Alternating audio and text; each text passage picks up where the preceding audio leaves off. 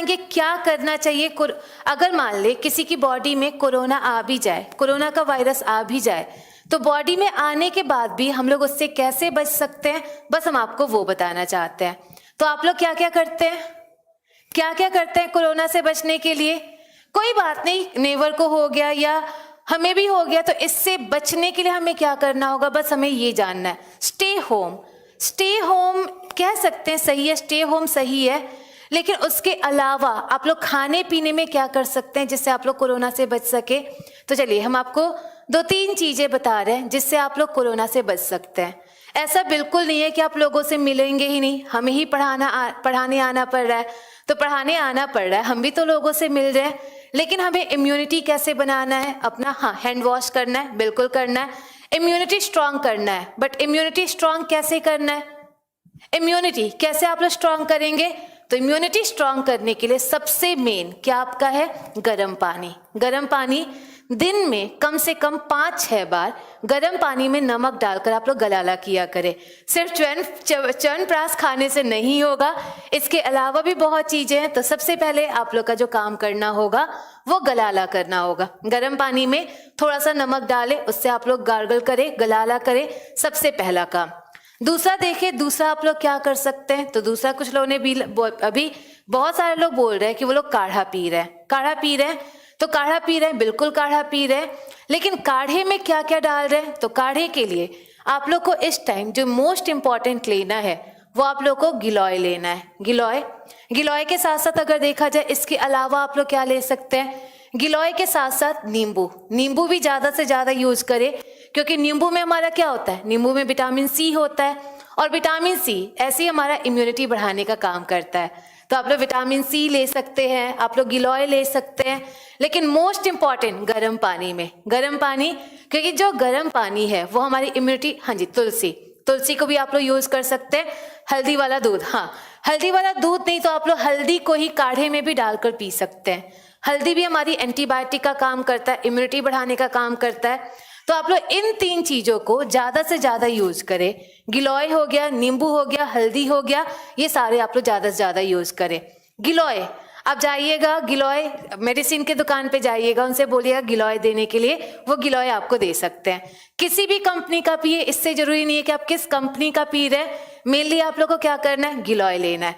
काढ़ा क्या होता है? काढ़ा गर्म पानी में जब अलग अलग मसाले डालकर उसको उबाला जाता है, उसी को हम लोग काढ़ा बोलते हैं। हाँ जी, नींबू पानी भी पी सकते हैं, बट गर्म पानी में, गर्म पानी में। तो ये था हमारा, आप लोग को बस प्रिकॉशन लेने के लिए बोल रहे हैं, प्रिकॉशन के साथ साथ प्रिवेंशन, कि आप लोग इम्यूनिटी बढ़ाकर अपने जो भी कोरोना है उसको हरा सके, इसके लिए इन 3-4 चीजों को आप ले ले। हाँ जी, डाइट नॉर्मल डाइट ही ले, लेकिन इसके साथ ज्यादा से ज्यादा इन चीजों का सेवन करें। हाँ जी, टमाटर में भी विटामिन सी पाया जाता है, और हम गिलोय का लीफ, हाँ होता है, लेकिन गिलोय का मेनली टैबलेट मिलता है, और गिलोय का आप लोग का जूस भी मिलता है, तो उससे आप लोग ये ले सकते हैं। चलिए आगे हम कभी कोशिश करेंगे कि पूरा कोरोना का एक अलग लेक्चर ही ले, उसमें हम सब कुछ बताएंगे, कोरोना वगैरह क्या होता है ये सब कुछ बताया जाएगा। तो अब आज क्या पढ़ाएंगे? तो आज लास्ट क्लास में हम लोग कहाँ तक पढ़े थे? हाँ जी, एक्सरसाइज डेली करना है, लेकिन घर से बाहर निकल कर नहीं, घर में रहकर। चलिए बताइए कहाँ तक पढ़े थे हम लोग लास्ट क्लास में? हाँ जी, ईपीएफओ में भी सेम सिलेबस है। हम जो आपको टॉपिक पढ़ाते हैं वो सब कुछ ऐसा पढ़ाते हैं जो सारे एग्जाम में आपका आ सके। तो ये ईपीएफओ का भी देखिए सिलेबस आपका सेम ही होगा। बेनिफिट्स ऑफ गिलोय, गिलोय का मेन काम होता है आप लोग का इम्यूनिटी बढ़ाना, इम्यूनिटी बढ़ाना। चलिए हम लोग क्या पढ़ रहे थे? तो लास्ट क्लास में हम लोग पढ़ रहे थे ब्लड के बारे में, और ब्लड के बारे में हम लोग कहाँ तक पढ़े थे? प्लाज्मा के बारे में, प्लाज्मा के बारे में पढ़ लिए थे। तो आज हम लोग क्या पढ़ाएंगे? आज हम आपको बताएंगे सेल्स के बारे में। सेल्स जो आपके ब्लड का सॉलिड वाला पार्ट था, इसको हमने क्या नाम दिया था? तो इसको हमने सेल्स बोला था या कॉर्पसल्स बोला था। मतलब जो हमारा ब्लड का सॉलिड वाला पार्ट है उसको या तो हम लोग कोशिका बोलेंगे, या तो उसे क्या बोलेंगे? कनिका बोलेंगे, कोशिका या कनिका बोलेंगे। तो चलिए देखिए, जो हमारी कोशिका और कनिका है ये हमारे ब्लड का कितना परसेंट था? तो जो हमारी कोशिका और कनिका है ये हमारे ब्लड का टोटल कितने परसेंट था? 45%, 45%। हाँ जी, प्लाज्मा थेरेपी भी बताएंगे, लेकिन उसको बताने के लिए पहले एंटीबॉडी बताना पड़ेगा और उसको बताने के लिए पहले WBC पढ़ाना पड़ेगा। तो बिना WBC पढ़ाए हम आपको प्लाज्मा थेरेपी नहीं बता पाएंगे। तो पहले ये पढ़ेंगे तभी तो हम लोग आगे WBC भी पढ़ पाएंगे। तो चलिए हम लोग पूरा आज डिस्कस करते हैं, सब कुछ डिस्कस करते हैं। RBC WBC सब कुछ डिस्कस किया जाएगा। तो देखिए सबका मैसेज देख रहे हैं ऋषभ, सबका मैसेज दिखाई दे रहा है। तो चलिए यहाँ से हम लोग पढ़े आपका सेल्स या कॉर्पसल्स। जो हमारा सेल्स या कॉर्पसल्स होता है ये हमारे ब्लड का सॉलिड वाला पार्ट था। इसका कलर कैसा था? रेड कलर था। लेकिन जो हमारा सेल्स और कॉर्पसल्स है ये मेनली कितने तरह के होते हैं? तो ये मेनली 3 तरह के होते हैं। जो भी सेल्स और कॉर्पसल्स है ये मेनली 3 तरह के होते हैं। और 3 तरह के हमारे कौन कौन से होंगे? तो पहला जो होगा, पहला हमारा कौन सा होगा? RBC। सेकंड देखें, सेकंड हमारा कौन सा होगा? तो सेकंड जो होगा ये हमारा कौन सा होगा? WBC। जबकि तीसरा देखें, तीसरा जो हमारा पार्ट होगा, तीसरा पार्ट हमारा कौन सा होगा? प्लेटलेट्स। तो जो हमारा ब्लड है, ब्लड में मेनली 3 तरह के आपके सॉलिड पार्ट पाए जाते हैं और यही 3 तरह के सॉलिड पार्ट हमारे कौन कौन से हो गए? RBC, WBC एंड थर्ड हमारा कौन सा हो गया? ये हो गया प्लेटलेट। तो चलिए देखें जो RBC है, RBC का फुल फॉर्म क्या होता है? तो जो RBC है, RBC का फुल फॉर्म होगा red blood corpuscles. Red blood corpuscles, और रेड ब्लड कॉर्पसल्स हिंदी में बोलते हैं लाल रुधिर कणिका। तो जो भी हमारा RBC है, RBC का फुल फॉर्म हो गया रेड ब्लड कॉर्पसल्स लाल रुधिर कणिका, लाल रुधिर कणिका। तो ये हो गया आपका RBC, फुल फॉर्म हो गया रेड ब्लड कॉर्पसल। नमन पूछ रहे हैं ये 45% क्या है? आप लोग बताइए ये 45% क्या है? लास्ट क्लास में हम आपको बताए थे कुछ 45%। तो बताया गया था जो हमारा ब्लड है, ब्लड में प्लाज्मा कितना होता है? 55% होता है। जबकि हमारा जो ब्लड में जो सेल्स और कॉर्पसल्स होता है वो कितना होता है? 45%। कोई नहीं, बुक से आपको नहीं, आपको मतलब है NCERT से मतलब है, और NCERT में ये आपका कितना है? 45%। बिल्कुल योगेंद्र, आपका जो भी NCERT है वो हम आपका कवर करा देंगे। तो देखिए 45% क्या था? हमारा परसेंटेज था प्लाज्मा का। अब देखें जो इसका नेक्स्ट सॉलिड पार्ट है, नेक्स्ट हमारा सॉलिड पार्ट क्या होगा? ये हो जाएगा WBC। और WBC को हम लोग फुल फॉर्म क्या कहते थे? तो इसका जो फुल फॉर्म है ये हमारा होता है white blood cell. White blood cell, और व्हाइट ब्लड सेल इसको हम लोग हिंदी में कहते हैं श्वेत रुधिर कोशिका, श्वेत रुधिर कोशिका। तो सेकंड जो हमारा पार्ट हुआ ये हो गया हमारा WBC, और WBC हमारा क्या हुआ? ये हुआ श्वेत रुधिर कोशिका। तो क्या हमारा प्लेटलेट का भी कोई फुल फॉर्म होता है? प्लेटलेट का कोई फुल फॉर्म नहीं होगा। प्लेटलेट हमारा इसी फॉर्म में होगा और इसको प्लेटलेट ही बोलेंगे। तो इसका मतलब क्या पता चला आप लोग को कि जो हमारा सॉलिड वाला पार्ट है वो 3 पार्ट में डिवाइडेड है, और 3 पार्ट हमारा कौन सा हुआ? RBC, सेकंड हुआ WBC एंड थर्ड हमारा क्या हुआ? प्लेटलेट। तो हम क्या बताएंगे इन सब के बारे में? पहले इंट्रोडक्शन देंगे, फिर तीनों को अलग अलग करके पढ़ाएंगे, तीनों को अलग अलग करके पढ़ाएंगे। तो देखिए RBC के बारे में सबसे पहला हम पॉइंट क्या जानेंगे? तो देखिए RBC के बारे में या WBC के बारे में सबसे पहला पॉइंट क्या जानेंगे? तो आप लोग को क्या लग रहा है? ये जो हमने तीनों नाम लिखा है, ये तीनों नाम आपका कॉमन नेम है कि साइंटिफिक नेम है? ये जो तीनों आपका नाम लिखा गया, तीनों हमारा नाम क्या है? कॉमन नेम, सामान्य नाम है। तो इसका कोई ना कोई साइंटिफिक नेम तो होना चाहिए, इसका कोई ना कोई वैज्ञानिक नाम तो होना चाहिए। तो देखिए इन तीनों का वैज्ञानिक नाम क्या होता है? साइंटिफिक नेम क्या होता है? तो जो हमारा RBC है, RBC का साइंटिफिक नेम होता है एरिथ्रोसाइट्स। तो RBC का वैज्ञानिक नाम क्या हुआ? एरिथ्रोसाइट। और देखिए व्हाट इज एरिथ्रोसाइट? एरिथ्रोसाइट क्या होता है? आप लोग को सिर्फ रटना नहीं है कि इसका नाम क्या है, आपको समझना है कि इसे हम लोग एरिथ्रोसाइट क्यों कहते हैं। एरिथ्रोसाइट क्यों कहते हैं ये आपको समझना है, और समझे क्यों इसे एरिथ्रोसाइट कहते हैं। तो देखिए पहला आपका वर्ड ही है एरिथ्रो, और ये जो एरिथ्रो है, erythro is a root word for red. जो हमारा एरिथ्रो है ये किसके लिए रूट वर्ड है? आपका रेड के लिए रूट वर्ड है। जबकि जो साइट्स है, साइट्स का मतलब क्या होता है? सेल्स या कॉर्पसल्स। जो भी हमारा साइट है, साइट का मतलब हुआ सेल या कॉर्पसल्स। तो दोनों को मिलाकर देखें व्हाट इज एरिथ्रोसाइट। तो जो भी हमारा रेड कलर का सेल या कॉर्पसल्स होगा उसे हम लोग क्या बोल देंगे? एरिथ्रोसाइट। तो एरिथ्रोसाइट हमारा क्या हुआ? एरिथ्रो रूट वर्ड हुआ रेड का, आपका साइट हुआ सेल या कॉर्पसल्स का, तो एरिथ्रोसाइट क्या हुआ, जो भी लाल रंग का आपका कोशिका या कणिका होगा उसी को क्या बोलेंगे, आप लोग का आरबीसी। तो यहाँ से आप लोग वो देख सकते हैं जहां कहीं भी एरिथ्रो होगा, एरिथ्रो वर्ड हमेशा किसके लिए होगा, तो जो हमारा एरिथ्रो है ये हमेशा किसके लिए होगा, रेड के लिए, रेड के लिए होगा। तो देखिए आपका WBC का साइंटिफिक नेम क्या होगा, इसका साइंटिफिक नेम क्या होना चाहिए, तो ये भी तो आपका सेल या कॉर्पसल है, ये भी सेल या कॉर्पसल है, और जब ये भी सेल या कॉर्पसल्स है इसके भी लास्ट में क्या लगेगा, साइट्स, इसके भी लास्ट में आपका साइट्स लगेगा।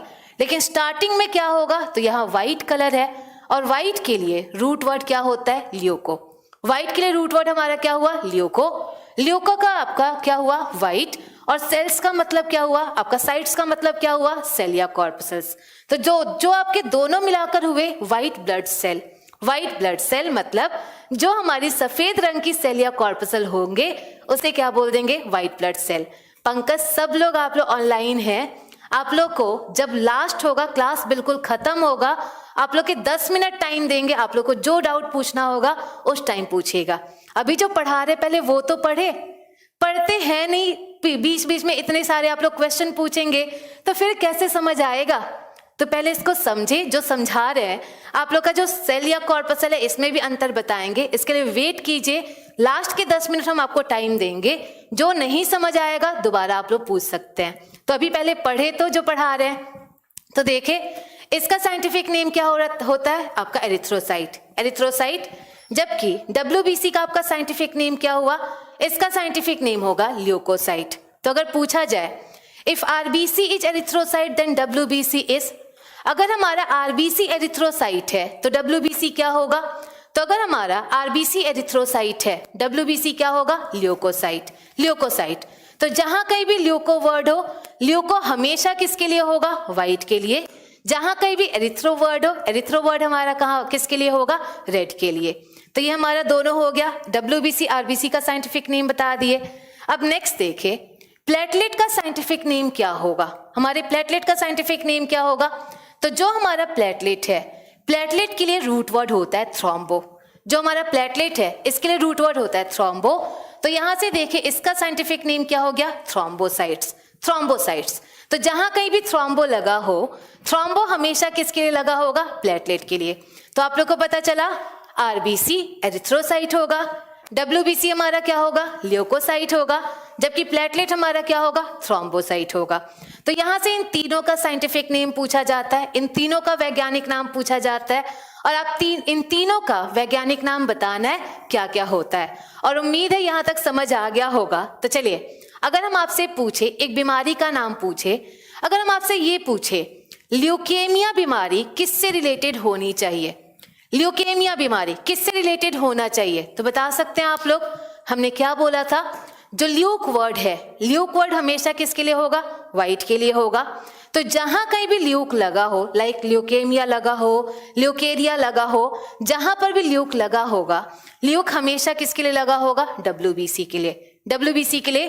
तो याद रखिएगा जहां कहीं भी ल्यूक वर्ड हो हमेशा ये किसके लिए लगा होगा, WBC। तो ये तीनों का साइंटिफिक नेम हो गया। तो हमने आपको ये बता दिया इसका फुल फॉर्म क्या होता है, इसका साइंटिफिक नेम क्या होता है, यहां तक बता दिए। लेकिन अब आपको नेक्स्ट क्या पढ़ाएंगे, नेक्स्ट अब आपको क्या बताएंगे, तो चलिए नेक्स्ट हम आपको क्या बताएंगे इनमें। तो आप लोग कभी ना कभी ब्लड टेस्ट कराते होंगे, ब्लड टेस्ट कराते होंगे, और जब आप लोग ब्लड टेस्ट कराते होंगे उसमें आपके ब्लड का रिपोर्ट भी आता है। और जब हम लोग अपने ब्लड टेस्ट का रिपोर्ट देखते हैं, आप लोग देखते होंगे उसमें RBC का कुछ नंबर होता है, WBC का कुछ नंबर होता है, प्लेटलेट का कुछ नंबर होता है। तो आप लोग से पूछा जाए RBC WBC प्लेटलेट इसका कितना नंबर होता होगा, इसका हमारे ब्लड में कितना नंबर होता होगा, तो चलिए देखें। अब हम बात किसकी कर रहे हैं, नंबर की, नंबर संख्या की, कितना आपका संख्या होना चाहिए। तो जो हम यहाँ पे नंबर ले रहे हैं वो कितने ब्लड में ले रहे हैं, तो आपके पूरी बॉडी में कितना लीटर ब्लड था, 5 से 6 लीटर ब्लड था, 5 से 6 लीटर।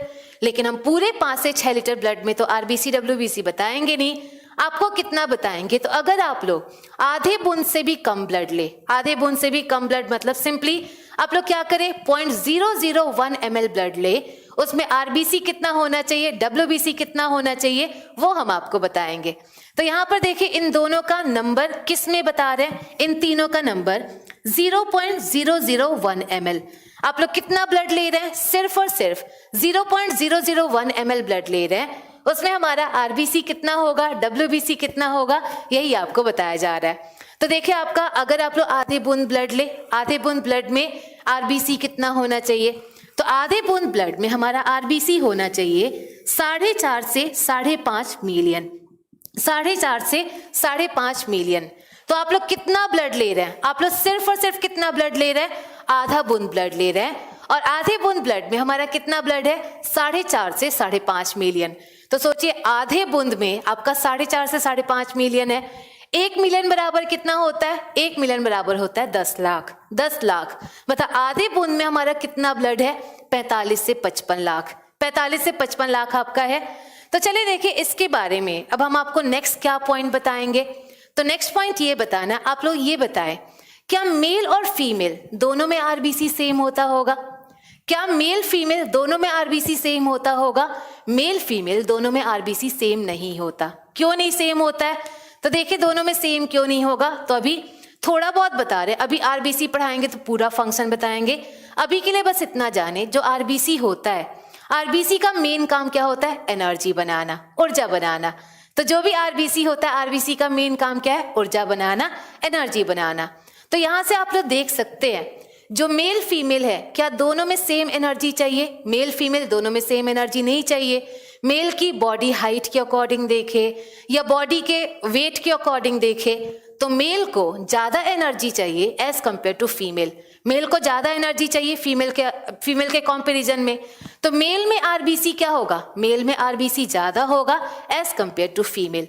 तो देखिए मेल में आरबीसी कितना होता है, फीमेल में आरबीसी कितना होता है। तो यहां पर लिख रहे हैं मेल में आरबीसी कितना होगा, मेल में आरबीसी होता है 5 से 5.5 मिलियन। तो जो मेल होंगे, मेल में आरबीसी आपका कितना होगा, 5 से 5.5 मिलियन। जबकि अगर फीमेल की बात करें, फीमेल में आरबीसी कितना होगा, तो जो फीमेल्स होते हैं, फीमेल्स में आरबीसी होता है आपका 4.5 से 5 मिलियन, 4.5 से 5 मिलियन। तो दोनों का हमने नंबर बता दिया, मेल फीमेल दोनों में। तो अगर पूछा जाए क्या आरबीसी मेल फीमेल दोनों में समान होगा, बिल्कुल नहीं, दोनों में अलग अलग होगा। मेल में कितना होगा आरबीसी, 5 से 5.5 मिलियन, जबकि फीमेल में कितना होगा, 4.5 से 5 मिलियन। तब यहां से एक क्वेश्चन पूछा जाए, और क्या क्वेश्चन पूछा जाए, अगर आप लोग से ये पूछे average number of RBC, average number of RBC, RBC की औसत संख्या कितनी होगी, आरबीसी की औसत संख्या कितनी होगी। तो आप लोग बताएं आरबीसी की औसत संख्या कितनी होनी चाहिए, मतलब कितनी आरबीसी हो जो मेल फीमेल दोनों में नॉर्मल हो। तो आप लोग देखें, मान ले कोई मेल है, अगर मेल में 5 मिलियन आरबीसी हो उसके लिए क्या होगा, नॉर्मल होगा। अगर फीमेल में 5 मिलियन आरबीसी हो, फीमेल के लिए भी क्या होगा, नॉर्मल होगा। तो यहां से पूछे average number of RBC, RBC की औसत संख्या कितनी होगी, ये क्वेश्चन कई बार पूछा जा चुका है। तो आप लोग बता सकते हैं जो हमारी आरबीसी है, आरबीसी की औसत संख्या कितनी होगी, 5 मिलियन, 5 मिलियन। तो याद रखिएगा ये क्वेश्चन कई बार पूछा जा चुका है। आरबीसी की औसत संख्या कितनी होगी, आरबीसी का एवरेज नंबर कितना होगा, ये क्या हो गया, 5 मिलियन। तो आप लोग को नंबर हमने बता दिया, नंबर दोनों का बता दिया, सॉरी नंबर हमने आरबीसी का बता दिया, मेल में नहीं। सुप्रिया आपका औसत पूछा जा रहा है ना, और औसत जब पूछा जा रहा है मतलब 4.5 से 5.5, इनका औसत आपका क्या निकलेगा, 5 मिलियन। तो जो औसत संख्या होगी, औसत संख्या कितनी होनी चाहिए, 5 मिलियन, 5 मिलियन। तब हम आप लोग के लिए एक होमवर्क देते हैं और नेक्स्ट क्लास में हम आपसे पूछेंगे, और क्या पूछेंगे, तो चलिए आप लोग बताइए। ये जो हमारा नंबर था 5 मिलियन, ये 5 मिलियन आपका आरबीसी कितने ब्लड में था, तो जो हमारा 5 मिलियन आरबीसी था वो कितने ब्लड में था, 0.001 ml। अगर हम बात करें 0.001 ml, 0.001 ml में हमारा आरबीसी कितना था, आरबीसी था 5 मिलियन, 5 मिलियन था। तो चलिए बताएं हमारे पूरी बॉडी में कितना ब्लड पाया जाता है, हमारी पूरी बॉडी में कितना ब्लड पाया जाता है, 5 से 6 लीटर, 5 से 6 लीटर ब्लड पाया जाता है। तो आप लोगों को बताना है हमारी पूरी बॉडी में कितना आरबीसी पाया जाता होगा? हमारी पूरी बॉडी में कितना आरबीसी पाया जाता होगा? तो चलिए बताइए, हमारी पूरी बॉडी में कितना आरबीसी पाया जाता होगा? हमने ये बता दिया, आधे बूंद में मतलब 0.001 ml में औसत संख्या कितना है आरबीसी का? 5 मिलियन। तो आप लोग बताएं, पूरी 4.5 से 5.5 एक रेंज है, ये एक रेंज है कि इसके रेंज में होता है, लेकिन जब रेंज हो तो उसका एक औसत भी तो निकाला जाता है, और इन दोनों का अगर औसत निकाले, इन दोनों का औसत आपका कितना निकल जाएगा? 5 मिलियन। एक अगर आंसर देना हो तो एक आंसर में हम लोग क्या देंगे? 5 मिलियन। तो औसत संख्या हमारा कितना होता है? 5 मिलियन। तो हमने क्या पूछा? जो हमारा 5 मिलियन है वो कितने में है? 0.001 ml में। तो आप लोग बता सकते हैं पूरे ब्लड में कितना आरबीसी होगा? कुछ लोगों का आंसर आ चुका है, मनु का आंसर आ चुका है। चलिए कोई बात नहीं, अभी अगर नहीं देना, अच्छा बहुत ज्यादा तो होगा, लेकिन आप लोग को पता करके आना है ये कितना होगा। हाँ जी, डीआरडीओ में भी ये हेल्पफुल होगा। तो ये हो गया, बहुत ज्यादा आंसर नहीं देना है, आप लोग को नंबर बताना है कि कितना आरबीसी होगा, और ये नेक्स्ट क्लास में आप लोग बताएंगे। तो चलिए देखिए नेक्स्ट हम क्या बताएं। तो अब हम बात करते हैं डब्ल्यूबीसी की। डब्ल्यूबीसी की संख्या कितनी होनी चाहिए? हमारे व्हाइट ब्लड सेल की संख्या कितनी होनी चाहिए? तो फिर से हम कितने ml ब्लड की बात करें? 0.001 ml। तो अगर हम लोग फिर से 0.001 ml ब्लड ले, उसमें हमारा डब्ल्यूबीसी कितना होना चाहिए? तो आप लोगों को क्या लग रहा है डब्ल्यूबीसी कितना होना चाहिए? आपका लाख में होगा, करोड़ में होगा कि हजार में होगा? तो देखिए, जो हमारा डब्ल्यूबीसी है उसका नंबर इतना ज्यादा नहीं होता। आपके डब्ल्यूबीसी का नंबर 0.001 ml में कितना होता है? तो इसका जो नंबर होता है बहुत कम होता है, और इसका नंबर कितना हुआ? 4000 से 11000। 4000 से 11000। तो अगर पूछे डब्ल्यूबीसी का नंबर कितना होगा? डब्ल्यूबीसी का नंबर हमारा कितना होगा? 4000 से 11000। तो ये हो गया हमारा आरबीसी। कितना था? आरबीसी ऑन एवरेज था 5 मिलियन, जबकि हमारा डब्ल्यूबीसी कितना होगा? 4000 से 11000। ये कम होता है एज कम्पेयर टू आरबीसी, ये बहुत कम होता है, और इसका नंबर हुआ 4000 से 11000। तो अब देखें नेक्स्ट, और नेक्स्ट देखें आपके प्लेटलेट का नंबर कितना होगा? प्लेटलेट का नंबर कितना होना चाहिए? कभी तो आप लोग डेंगू का टेस्ट वगैरह कराए होंगे, डेंगू का टेस्ट कराए होंगे, और डेंगू का टेस्ट कराए होंगे तो उसमें आप लोग का प्लेटलेट का नंबर आता होगा। और आप लोग बताइए आपके प्लेटलेट का नंबर कितना होता है? तो देखिए, जो हमारा प्लेटलेट है, प्लेटलेट आप लोग का कितना पाया जाता है? तो फिर से 0.001 ml में प्लेटलेट की संख्या कितनी होती है? 1.5 लाख से 4.5 लाख। 1.5 लाख से 4.5 लाख। तो आप लोग को यहाँ से क्लियर हुआ आरबीसी कितना होना चाहिए? 4.5 से 5 मिलियन, 4.5 से 5.5 मिलियन। डब्ल्यूबीसी कितना होना चाहिए? 11000, आपका 4000 से 11000, जबकि प्लेटलेट क्या कितना होना चाहिए? तो प्लेटलेट हमारा होगा 1.5 से 4.5 लाख। तो यहाँ से आप लोग बता सकते हैं, अगर हम पूछे नंबर वाइज किसकी संख्या ज्यादा है? उमाकांत अभी बताएंगे अगर डब्ल्यूबीसी आरबीसी के बराबर हो जाए तो क्या होगा। तो हाँ जी, WBC male female, platelet male female दोनों में सेम होते हैं। तो चलिए बताइए, अगर हम आप लोग से ये पूछे, अगर ये क्वेश्चन पूछे इन तीनों में किसका नंबर ज्यादा है? इन तीनों में आरबीसी आपका ज्यादा होगा, डब्ल्यूबीसी ज्यादा होगा, कि आपका प्लेटलेट ज्यादा होगा? और ये क्वेश्चन पूछा जा चुका है। Maximum number of blood cell, maximum number of blood cell कौन सा मैक्सिमम होता है? तो देखिए, maximum number of blood cell हमारा कौन सा होगा? आरबीसी। जबकि मिनिमम कौन सा होगा? मिनिमम कौन सा होगा हमारा? डब्ल्यूबीसी। मिनिमम होगा डब्ल्यूबीसी। हाँ जी, ये तीनों 0.001 ml में ही है। तो आरबीसी में आरबीसी सबसे ज्यादा होगा, उससे कम हमारा कौन सा होगा? प्लेटलेट होगा, और उससे कम हमारा कौन सा होगा? डब्ल्यूबीसी। तो चलिए अब हम आपको आगे क्या बताएंगे। तो अच्छा ये बताएं, तीनों का नंबर फिक्स है कि नहीं है? आप लोग बता सकते हैं इन तीनों का नंबर हमारे ब्लड में फिक्स है कि नहीं है? तीनों का नंबर फिक्स है। तो जब तीनों का नंबर फिक्स है, इनके बीच कोई ना कोई अनुपात होना चाहिए कि नहीं होना चाहिए? और ये क्वेश्चन कई बार पूछा जा चुका है। आरबीसी, डब्ल्यूबीसी और प्लेटलेट, इन तीनों के बीच का क्या अनुपात होगा? इन तीनों के बीच का क्या अनुपात होगा? तो देखिए, आरबीसी, नेक्स्ट हमारा कौन सा है? डब्ल्यूबीसी, और नेक्स्ट हमारा कौन सा है? प्लेटलेट। इन तीनों के बीच के नंबर का क्या अनुपात होगा? तो बता सकते हैं आप लोग, इन तीनों के बीच का नंबर क्या होगा? इन तीनों के बीच का नंबर का अनुपात क्या होना चाहिए? कुछ तो अनुपात होगा, और देखिए इसका क्या अनुपात होता है। तो हाँ जी, तीनों आपका 0.001 ml का ही है। तो देखिए इन तीनों के अगर नंबर का अनुपात निकालना चाहे तो क्या होगा? अगर हमारा एक WBC है, अगर एक WBC है, एक WBC पे RBC हमारा कितना होता है? 600। एक WBC पे RBC का नंबर कितना होगा? 600। जबकि एक WBC पे प्लेटलेट का नंबर कितना होता है? 40। तो ये हमारा रेशियो होता है, ये इसके नंबर का अनुपात होता है कि अगर एक WBC है उसमें RBC 600 होगा, जबकि एक WBC पे प्लेटलेट कितना होगा? ये हमारा हो जाएगा 40 हो जाएगा। तो चलिए अब हम आपको क्या बताएंगे, एग्जाम्पल बताते हैं, और एग्जाम्पल बताते हैं जिससे आप लोग को पूरी तरह समझ आ जाएगा कि हम आपको क्या बताना चाहते हैं।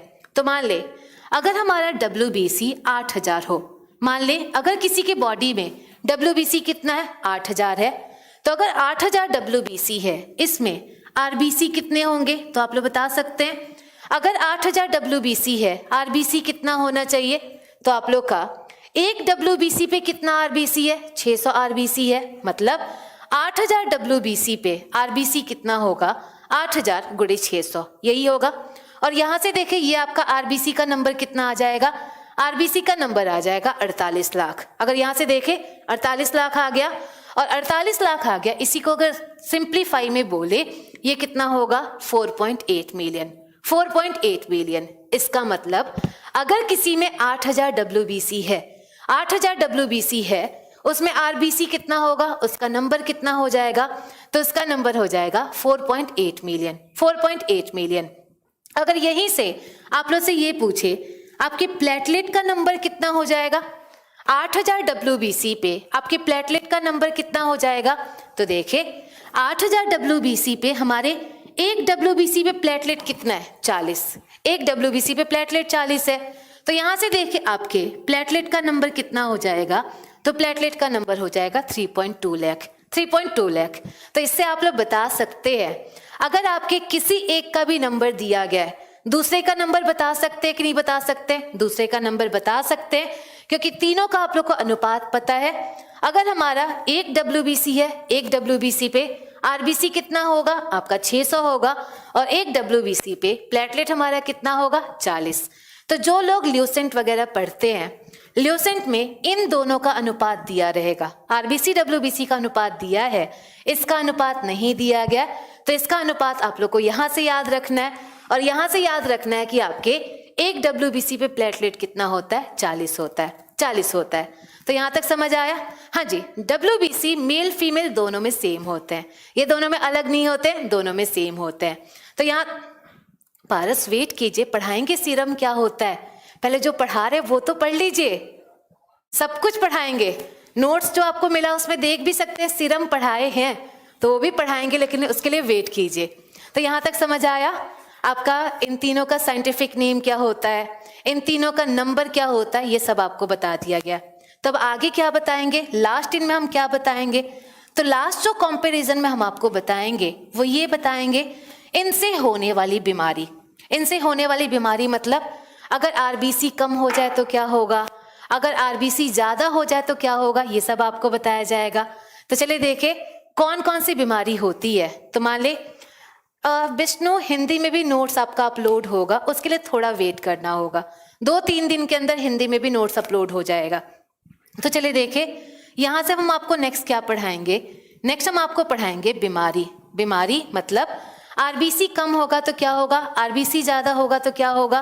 तो चलिए देखें, मान लेते हैं आप लोगों में कितना RBC है, तो एक नॉर्मल पर्सन में कितना RBC होना चाहिए, एक नॉर्मल पर्सन में आपका 5 मिलियन RBC होना चाहिए। यही बताएं कि ऑन एवरेज आपका RBC कितना होना चाहिए, 5 मिलियन होना चाहिए।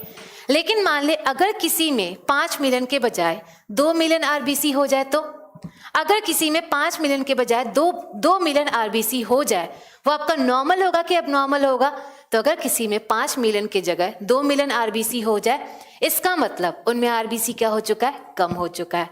RBC कम हो चुका है, और जैसे RBC कम होगा, आरबीसी कम होने वाली बीमारी को हम लोग क्या बोलते हैं? तो जैसे हमारा आरबीसी कम होगा, इस बीमारी को बोलते हैं एनीमिया। एनीमिया एनीमिया को हिंदी में बोलते हैं रुधिर क्षीणता। रुधिर क्षीणता, या इसी को नेक्स्ट हम लोग क्या बोलते हैं? इसी को नेक्स्ट हम लोग बोलते हैं अरक्तता। अरक्तता। तो अगर हमारा आरबीसी कम हो जाए, आरबीसी कम हो गया, इसे हम लोग क्या बोलेंगे? एनीमिया। एनीमिया को हिंदी में बोलते हैं आपका रुधिर क्षीणता, या नेक्स्ट से क्या बोल देंगे? अरक्तता। लेकिन कॉमन वर्ड्स में से क्या बोलते हैं? खून की कमी। खून की कमी। तो अगर कॉमन वर्ड, सामान्य जैसे जनरल वर्ड में जब भी हम लोग एक दूसरे से बात करते हैं, इस बीमारी को हम लोग क्या बोलते हैं? खून की कमी। तो आप लोग को पता है खून की कमी क्या होता है? खून की कमी क्या हुआ? आरबीसी कम हो गया, वही क्या हो गया? खून की कमी। तो आप लोग देखे होंगे जब भी हमारे बॉडी में खून की कमी, नहीं मरेंगे नहीं, जब भी हमारे बॉडी में खून की कमी होती है, हमारी आंख जो होती है वो पीली हो जाती है, चेहरा पीला पीला लगने लगता है। उतना पीला नहीं जितना पीलिया में होता है, हल्का पीला आपका चेहरा होने लगता है। तो आपसे ये पूछे, आपके खून की कमी में आपका चेहरा पीला क्यों हो रहा है? आपका शरीर क्यों पीला हो रहा है? तो देखे, जैसे हमारा खून की कमी होगा, आरबीसी कम होगा, रेड कलर कम होगा। रेड कलर कम होगा, जैसे रेड कलर कम हुआ, आपका प्लाज्मा का कलर आएगा। प्लाज्मा का कलर कैसा था? पीला। हमारे शरीर का भी कलर कैसा हो जाएगा? पीला हो जाएगा।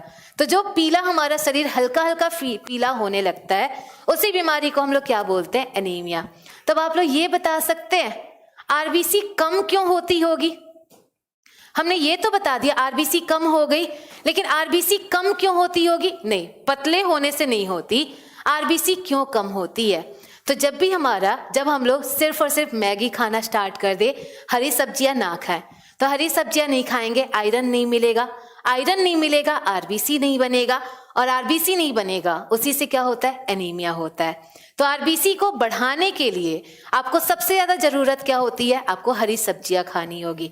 हरी सब्जियां खानी होगी। तो यहां से आप लोग का पहला क्लियर हुआ। जैसे आरबीसी कम होगा, हमारा बॉडी, प्रशांत आपका भी आंसर देंगे, आपका क्या होता है? एनीमिया कई तरह के होते हैं, वो भी बताएंगे।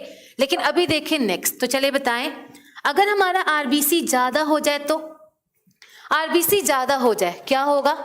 तो आरबीसी आपका कम हुआ, आपके शरीर का रंग पीला हो जाएगा। आरबीसी ज्यादा होगा, आप लोग बोलेंगे जैसे आरबीसी ज्यादा हुआ, शरीर का रंग लाल हो जाएगा। और शरीर का रंग लाल होने का मतलब हम लोग को टमाटर बीमारी हो जाएगी, है ना? आरबीसी ज्यादा हुआ, क्या हुआ? जैसे आरबीसी ज्यादा हुआ, हम लोग पूरे लाल हो जाएंगे, और लाल हो जाएंगे तो हमें टमाटर बीमारी होनी चाहिए। आप लोग से पूछा जाए यहां पर हमें टमाटर बीमारी होनी चाहिए? बिल्कुल नहीं, टमाटर कोई बीमारी नहीं है। टमाटर कोई बीमारी नहीं है। तो देखिए यहां से कौन सी बीमारी होती है? तो जब भी हमारा आरबीसी ज्यादा हो जाए, हम लोग लाल नहीं होते, हम लोग काले होने लगते हैं। जब भी आरबीसी ज्यादा होता है, हम लोग लाल नहीं होते, काले होते हैं। और काले क्यों होते हैं? तो देखिए, आपका जब आरबीसी ज्यादा होगा, आपके स्किन के नीचे आरबीसी इकट्ठा होने लगेगा, और जहां पर भी ज्यादा आपका लाल रंग इकट्ठा हो, वो आपको काला दिखाई देने लगता है। तो आपके बॉडी में क्या होगा? जगह जगह पे काले काले पैचेज पड़ने लगेंगे, और काले काले पैचेज पड़ने लगेंगे। इसीलिए इस बीमारी को हम लोग नाम कह देते हैं। इस बीमारी का नाम क्या होता है? तो इस बीमारी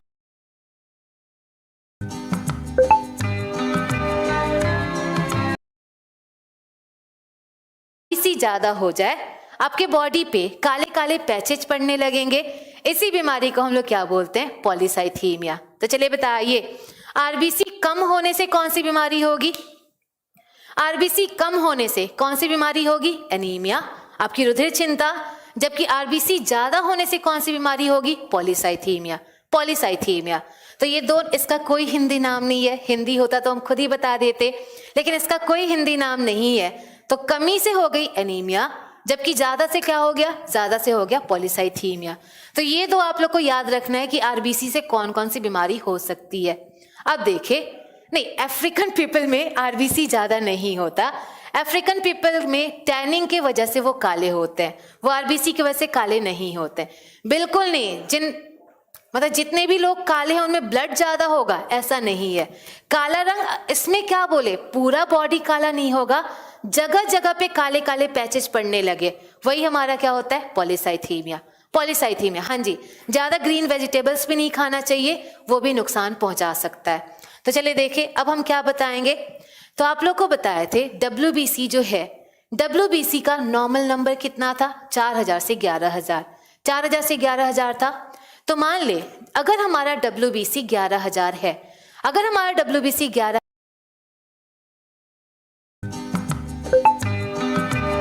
हो जाए, मतलब अगर हमारा WBC बहुत ज्यादा हो जाए, बहुत ज्यादा हो जाए, इस बीमारी को क्या नाम देंगे? तो देखिए जैसे ही हमारा WBC बहुत ज्यादा हो जाए, इस बीमारी को क्या नाम देते हैं? तो देखिए जब हमारा WBC बहुत ज्यादा हो जाए, इस कंडीशन को हम लोग बोलते हैं ब्लड कैंसर। Blood cancer. तो जब भी ये क्वेश्चन पूछा जाए ब्लड कैंसर किसकी वजह से होता है, ब्लड कैंसर किसकी वजह से होता है, तो चलिए बताइए ब्लड कैंसर किसकी वजह से होगा? WBC कम होने से कि ज्यादा होने से? WBC ज्यादा होने से। तो ये क्वेश्चन कई बार पूछा जा चुका है, ब्लड कैंसर किसके ज्यादा होने से होता है। तो जो हमारा ब्लड कैंसर है ये किसके ज्यादा होने से हुआ? WBC। तो देखिए यहाँ पर हमारा WBC बढ़ रहा है, WBC बढ़ रहा है, और WBC के लिए रूट वर्ड क्या था? WBC के लिए रूट वर्ड था ल्यूक, ल्यूक वर्ड था। तो यहाँ से अगर इस बीमारी का नाम देखें, इस बीमारी का साइंटिफिक नेम क्या हो जाएगा? इस बीमारी का साइंटिफिक नेम हो जाएगा ल्यूकेमिया, ल्यूकेमिया। तो इसी का साइंटिफिक नेम क्या हो गया? ल्यूकेमिया। तो आप लोग को ये रटना नहीं है, बिल्कुल नहीं रटना, बस इतना जानना है ल्यूक वर्ड हमेशा WBC के लिए होता है। तो ल्यूकेमिया भी किसके कारण होगा? WBC ज्यादा होने से। तो ये क्वेश्चन आप लोग को आप जितना भी हाईलाइट करें उतना कम है, क्योंकि ये कई बार पूछा जा चुका है। ल्यूकेमिया किसके कारण होता है? तो ल्यूकेमिया जब भी होगा किसके कारण? WBC ज्यादा होने के कारण, WBC ज्यादा होने के कारण। तो ये था WBC ज्यादा हो जाए हमारा ब्लड कैंसर हो जाएगा। अब बताएं अगर हमारा WBC कम हो जाए तो, अगर WBC कम हो जाए तो यहां से कौन सी बीमारी होगी? तो इन सिंपल जाने जो WBC है, पढ़ाएंगे पूरी तरह पढ़ाएंगे, अभी बस इतना जानिए जो WBC है, WBC का मेन काम होता है हमें इम्यूनिटी प्रोवाइड करना, इम्यूनिटी प्रोवाइड करना, हमें प्रतिरोधक क्षमता प्रदान करना, मतलब बीमारियों से बचाने का काम कौन करता है? WBC। तो जो हमारा WBC है इसका मेन काम है हमें इम्यूनिटी प्रोवाइड करना, बीमारी से बचाना। तो चलिए बताएं अगर हमारा WBC कम हो जाए क्या होगा? हम लोग बार बार बीमार होंगे कि बीमारी से बच जाएंगे? तो जैसे ही WBC कम होगा हम लोग बीमारी से बच नहीं पाएंगे, और बीमारी से बच नहीं पाएंगे यहां से क्या होगा? मेनी डिजीज, मेनी डिजीज या फ्रीक्वेंट डिजीज, हम लोग बार बार बीमार हो जाएंगे, बार बार बीमार हो जाएंगे। तो आपका क्या हुआ? जैसे ही WBC कम हुआ, WBC कम होने से हमारा इम्यूनिटी कम हो जाएगा, प्रतिरोधक क्षमता कम हो जाएगा, और यही कंडीशन हमारा क्या होता है? सिंपली बार बार बीमार हो जाएंगे। तो यहाँ से पता चला कम हुआ तो हम लोग बार बार बीमार होंगे, ज्यादा हुआ तो वो हमारा क्या हो जाएगा? ज्यादा हुआ, यही होगा ब्लड कैंसर, ब्लड कैंसर। अब देखिए नेक्स्ट हमारा कौन सा है? प्लेटलेट। WBC ज्यादा कैसे होगा? ये आपका एक अलग कंडीशन है, म्यूटेशन पढ़ाएंगे, जब जेनेटिक बीमारी पढ़ाएंगे उस टाइम बताएंगे म्यूटेशन, और उसी टाइम बताएंगे WBC इतना बढ़ कैसे जाता है, उसके लिए वेट करना होगा। तो चलिए WBC कब बढ़ जाता है इसके लिए डिजीज टॉपिक में हम आपको पढ़ाएंगे। तो चलिए देखें अब आपका क्या हुआ? प्लेटलेट। प्लेटलेट तो आप लोग का प्लेटलेट नॉर्मल संख्या कितना था? 1.5 से 4.5 लाख, 1.5 से 4.5 लाख था।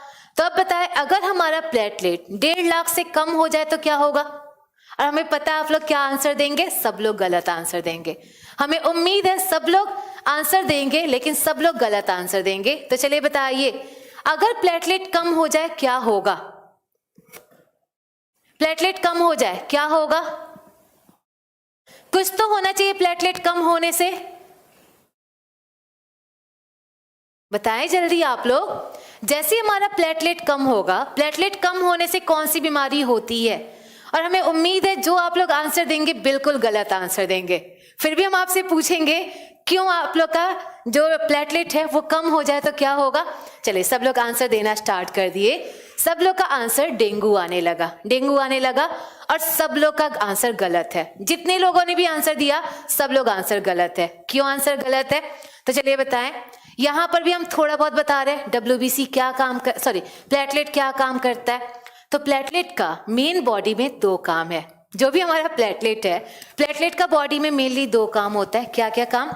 एक काम है आपके खून को थक्का जमाना, जब भी हमारा हाथ कट जाए, हाथ कटने के बाद जो भी हमारा खून जमता है उसी में हेल्प हमारा कौन करता है? प्लेटलेट हेल्प करता है। जबकि इसका दूसरा काम क्या होता है?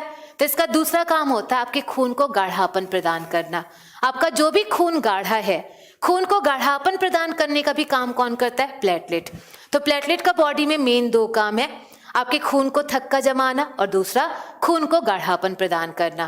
तो चलिए बताएं, अगर हमारा प्लेटलेट कम हो जाए, खून आपका गाढ़ा होगा, खून पतला हो जाएगा, खून पतला हो जाएगा। और जैसे ही खून पतला हुआ, आप लोग का ये बॉडी से बाहर निकलने लगता है और इस कंडीशन को हम लोग क्या बोलते हैं? ब्लीडिंग। ब्लीडिंग को हिंदी में बोलते हैं रक्तस्राव। तो जैसे हमारा प्लेटलेट कम हुआ, खून बाहर निकलने लगेगा, इसी को क्या बोलेंगे? ब्लीडिंग, रक्तस्राव। और रक्तस्राव या फिर इसी को सेकंड हम लोग क्या नाम देते हैं? इसी को हम लोग सेकेंडली बोलते हैं हेमरेज, ब्लीडिंग, हेमरेज। तो देखिए आपका हेमरेज क्या होता है, ब्लीडिंग क्या होता है। तो आप सब लोगों ने ये सुना होगा, कई बार ऐसा सुनते हैं कि जब किसी को डेंगू हो जाता है, अगर डेंगू में उसका प्लेटलेट 10,000 से कम हो जाए, डॉक्टर उसे बोलते हैं उनका खून पानी हो गया। और खून पानी होने का मतलब क्या है? खून पतला हो गया। और जैसे ही हमारा खून पतला होता है, कान नाक हर जगह से ये फ्लो करने लगता है और इसी कंडीशन को हम लोग क्या बोलेंगे? ब्लीडिंग बोलेंगे या हेमरेज बोलेंगे।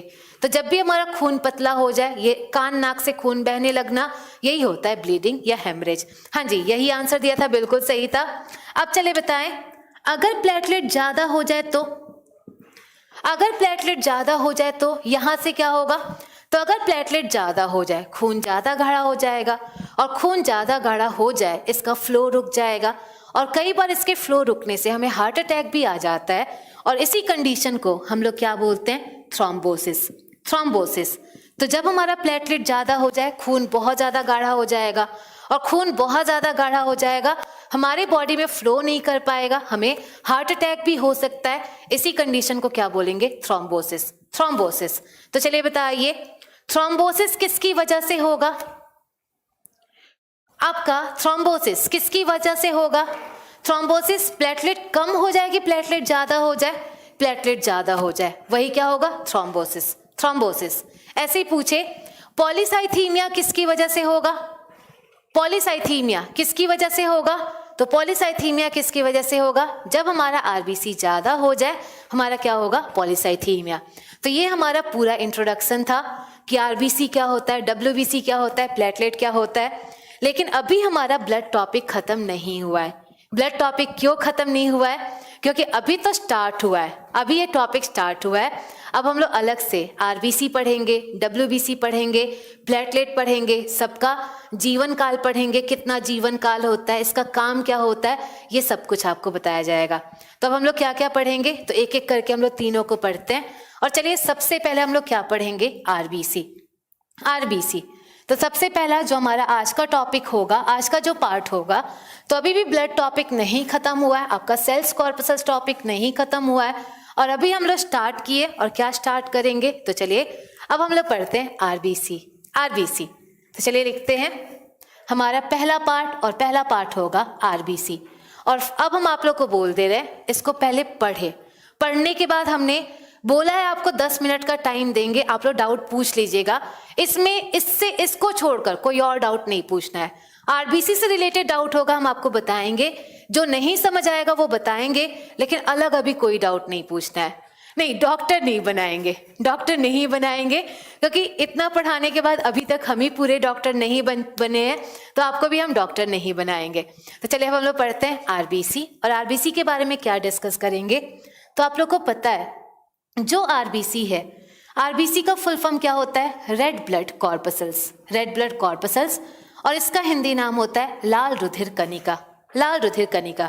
तो आप लोग सबसे पहले ये क्वेश्चन सोचते होंगे, जो हमारा आरबीसी है, आरबीसी का रेड कलर किसकी वजह से होता है? तो जो भी हमारा आरबीसी है, आरबीसी का रेड, उसका साधारण भाषा भी थ्रोम्बोसिस ही बोलते हैं, संतोष, सेम वही नाम होता है। तो चलिए देखें, रेड ब्लड कॉर्पसल, आप लोग ये सोचते होंगे कि जो हमारा रेड कलर है, आरबीसी का रेड कलर है, ये किसके कारण होता है? तो देखिए, जो हमारा आरबीसी का रेड कलर है वो आप लोग के एक प्रोटीन की वजह से होता है। और कौन से प्रोटीन की वजह से? तो आप लोग का एक प्रोटीन होता है जिसका नाम होता है हेमोग्लोबिन। हेमोग्लोबिन। तो जो भी हमारे आरबीसी का रेड कलर है, आरबीसी का रेड कलर किसके वजह से होता है? एक प्रोटीन की वजह से, और इस प्रोटीन का नाम है हेमोग्लोबिन। तो पहले हम आपको बताएंगे व्हाट इज हेमोग्लोबिन, उसके बाद बताएंगे हेमोग्लोबिन कितना होता है, ये सब कुछ बताएंगे। तो चलिए डिस्कस करते हैं व्हाट इज हेमोग्लोबिन। हेमोग्लोबिन क्या है? तो देखिए जो हमारा हेमोग्लोबिन है, हेमोग्लोबिन दो वर्ड से मिलकर बना है, दो वर्ड से। और दो वर्ड, अगर पहला वर्ड देखे, पहला वर्ड हमारा क्या है? पहला वर्ड है हेम, हेम। जबकि दूसरा जो वर्ड है, दूसरा वर्ड हमारा क्या है? ग्लोबिन। तो जो हमारा हेमोग्लोबिन है ये दो वर्ड से मिलकर बना होता है, हेम और ग्लोबिन से। तो अगर हेम का मतलब देखें, आप लोग कभी सुने हो केमिस्ट्री में haem is a root word for iron. अगर केमिस्ट्री की बात करें तो केमिस्ट्री में हेम आपका आयरन के लिए रूट वर्ड होता है, आयरन के लिए। तो देखिए जो यहाँ पर हेम है, अगर केमिस्ट्री में देखें, haem is a root word for iron, iron के लिए रूट वर्ड होगा। जबकि ग्लोबिन, ग्लोबिन का मतलब क्या हुआ? तो ग्लोबिन का मतलब होता है प्रोटीन। जैसे आप लोग से अगर एक क्वेश्चन पूछे, यहीं से केमिस्ट्री से एक क्वेश्चन पूछे, haematite is an ore of, haematite किसका अयस्क होता है? तो आप लोग सुने होंगे हेमेटाइट किसका अयस्क होता है? हेम लगा हुआ है, और हेम लगा हुआ है तो किसका अयस्क होगा? आयरन का। तो जहां कहीं भी आप लोग का हेम लगा हो, हेम हमेशा किसके लिए लगा होगा? आयरन के लिए। तो इन दोनों को मिलाकर देखें व्हाट इज हेमोग्लोबिन। हेमोग्लोबिन क्या होगा? एक ऐसा प्रोटीन जो आयरन से मिलकर बना हो, ऐसे प्रोटीन को क्या बोलेंगे? हेमोग्लोबिन। एक ऐसा प्रोटीन जो आयरन से मिलकर बना हो, ऐसे प्रोटीन को हम क्या बोलेंगे? हेमोग्लोबिन। इसका मतलब अगर आप लोग को आरबीसी बनाना है, अगर आप लोग को हेमोग्लोबिन बनाना है, तो हेमोग्लोबिन बनाने के लिए क्या खाना होगा? आप लोग को आयरन खाना होगा, लोहा खाना होगा। तो आप लोग लोहा कहाँ से खाते होंगे? लोहा कहाँ से खाते हैं? आपके चेयर में जो लोहा लगा है वो खाते हैं, या आपके फैन में जो लोहा लगा है वो खाते हैं? बिल्कुल नहीं, हम लोग चेयर फैन कहीं से भी लोहा नहीं खाते। हम लोग लोहा कहाँ से खाते हैं? तो हम लोग जब भी लोहा खाएंगे, ग्रीन वेजिटेबल्स, ग्रीन वेजिटेबल्स, जितने भी हमारी हरी पत्तेदार सब्जियां होती हैं, हरी पत्तेदार सब्जियों से हमें क्या मिलता है? आयरन मिलता है। और यही आयरन फॉर्मेशन किसका करेगा? हेमोग्लोबिन का, हेमोग्लोबिन का। तो इन दोनों को मिलाकर आपको पता चला व्हाट इज हेमोग्लोबिन। एक ऐसा प्रोटीन जो आयरन से मिलकर बना हो, लोहे से मिलकर बना हो, ऐसे प्रोटीन को हम क्या बोलेंगे? हेमोग्लोबिन। तो यहां से एक क्वेश्चन पूछा जाता है, और क्या क्वेश्चन पूछा जाता है? ये क्वेश्चन आप लोग को याद रखना है क्योंकि कई बार पूछा जा चुका है। और क्या क्वेश्चन पूछा जाता है? What is the central metal of haemoglobin? What is the central metal of haemoglobin? Haemoglobin का केंद्र धातु क्या होगा? हेमोग्लोबिन का केंद्र धातु क्या होगा? तो चलिए आप लोग बताइए, हेमोग्लोबिन का केंद्र धातु क्या होगा? हेमोग्लोबिन किससे मिलकर बना है? हेमोग्लोबिन कौन से धातु से मिलकर बना है? तो नाम में ही पता है, हेम। हेम किसके लिए है? आयरन के लिए। तो जब भी पूछा जाए हेमोग्लोबिन का केंद्र धातु क्या होगा, तो हेमोग्लोबिन का केंद्र धातु क्या होता है? आयरन होता है, लोहा होता है। ये क्वेश्चन कई बार पूछा जा चुका है। और ये क्वेश्चन क्या पूछा गया है? Central metal of haemoglobin, central metal of haemoglobin, haemoglobin का केंद्र धातु क्या होगा? तो हेमोग्लोबिन का केंद्र धातु क्या हुआ? Iron, iron. तो ये क्वेश्चन आप लोग याद रखिएगा। तो आप लोग का क्या पता चला कि जब भी हमें आरबीसी बनाना होगा, आरबीसी बनाने के लिए हेमोग्लोबिन बनाना होगा, और हेमोग्लोबिन बनाने के लिए किसकी जरूरत होगी? आपको आयरन की जरूरत होगी। तो यहां से पहला पॉइंट पता चला, एक ऐसा प्रोटीन जो आयरन से मिलकर बना हो, इसी को बोलेंगे हेमोग्लोबिन। अब देखें नेक्स्ट पॉइंट क्या यहाँ पे बताएंगे। तो नेक्स्ट क्या बताएंगे? ये जो हेम वर्ड है, हेम वर्ड, हेम आपका क्या होता है? हेम वर्ड, अगर हेम का बायो में देखें, हेम का बायो में मतलब क्या होता है? तो haem is a root word for blood. अगर बायो में देखें, बायो में हेम किसके लिए होता है? तो haem is a root word for blood, blood के लिए रूट वर्ड होता है। तो यहां से अब आप पूरा मिलाकर देखें what is haemoglobin. What is haemoglobin? Haemoglobin क्या होगा? एक ऐसा प्रोटीन जो आयरन से मिलकर बना है और किस में पाया जाता है? आप लोग के ब्लड में पाया जाए, ऐसे प्रोटीन को हम क्या बोलेंगे? Haemoglobin, haemoglobin. तो यहीं से आप लोग बता सकते हैं इसका केंद्र धातु क्या होगा? क्या खाने से आप लोग का हेमोग्लोबिन बनेगा? आयरन से। तो बस इतना ही जानना है, ये किससे मिलकर बना होता है? आयरन से मिलकर। तो चलिए देखें, अभी हमने क्या बताया? ब्लड के लिए रूट वर्ड क्या होता है? हेम। जो ब्लड है, ब्लड के लिए रूट वर्ड है हेम। तो बताइए, study of blood is known as, study of blood is known as, रक्त के अध्ययन को क्या बोलते हैं? आप लोग बताएंगे। हमने बता दिया है ब्लड के लिए रूट वर्ड है हेम, तो आप लोग बताइए study of blood is known as, blood के अध्ययन को क्या बोलेंगे? जल्दी से आंसर दे, ब्लड के अध्ययन को क्या बोलेंगे? Study of blood is known as. तो हमने बता रखा है आपके ब्लड के लिए रूट वर्ड क्या होता है? ब्लड के लिए रूट वर्ड है हेम, हेम ब्लड के लिए रूट वर्ड है। स्टडी के लिए क्या होता है? स्टडी के लिए होता है लॉजी, और इन्हीं दोनों को एटो से ऐड कर दे, यही क्या होगा? Study of blood, study of blood. तो ये हो गया हमारे study of blood is known as haematology, haematology. Haemology नहीं, बस एटो बीच में लगा देना है और इसका नाम क्या हो जाएगा? Haematology, haematology. चलिए यहीं से आप लोग से पूछा जाए, अगर एक क्वेश्चन पूछे haemocytometer is related to, haemocytometer is related to, बस इतना बताना है हेमोसाइटोमीटर किससे रिलेटेड होना चाहिए। तो आप लोग देखें, हेमोसाइटोमीटर में पहला वर्ड ही क्या लगा है? हेम लगा हुआ है, हेम। हेम का मतलब ही क्या हो जाएगा? हेम का मतलब हो गया ब्लड, हेम के लिए ब्लड हो गया। नेक्स्ट देखें, नेक्स्ट आपका साइटो, साइटो, और साइटो बता चुके हैं, साइटो किसके लिए होता है? सेल्स के लिए, सेल्स के लिए। और मीटर का मतलब क्या हो गया? काउंट करने वाला। तो एक ऐसा इंस्ट्रूमेंट जो हमारे ब्लड सेल को काउंट करे, हमारे रुधिर कोशिकाओं को काउंट करे, ऐसे इंस्ट्रूमेंट को क्या बोल देंगे? Haemocytometer, haemocytometer. तो जो भी हमारे ब्लड सेल को काउंट करे, हमारे रुधिर कोशिकाओं की संख्या को काउंट करे, ऐसे इंस्ट्रूमेंट को क्या बोल देंगे? हेमोसाइटोमीटर। तो क्या पता चला, जहां कहीं भी हेम लगा हो, हेम वर्ड हमेशा किसके लिए होगा? ब्लड के लिए, ब्लड के लिए। तो क्लियर हुआ आपका हेम क्या होता है? हेम हमेशा किसके लिए लगा होगा? ब्लड के लिए। तो क्लियर हुआ व्हाट इज हेमोग्लोबिन? हेमोग्लोबिन क्या हुआ? एक ऐसा प्रोटीन जो आयरन से मिलकर बना है और जो हमारे ब्लड में पाया जाता है, इसी को हम लोग बोलते हैं हेमोग्लोबिन।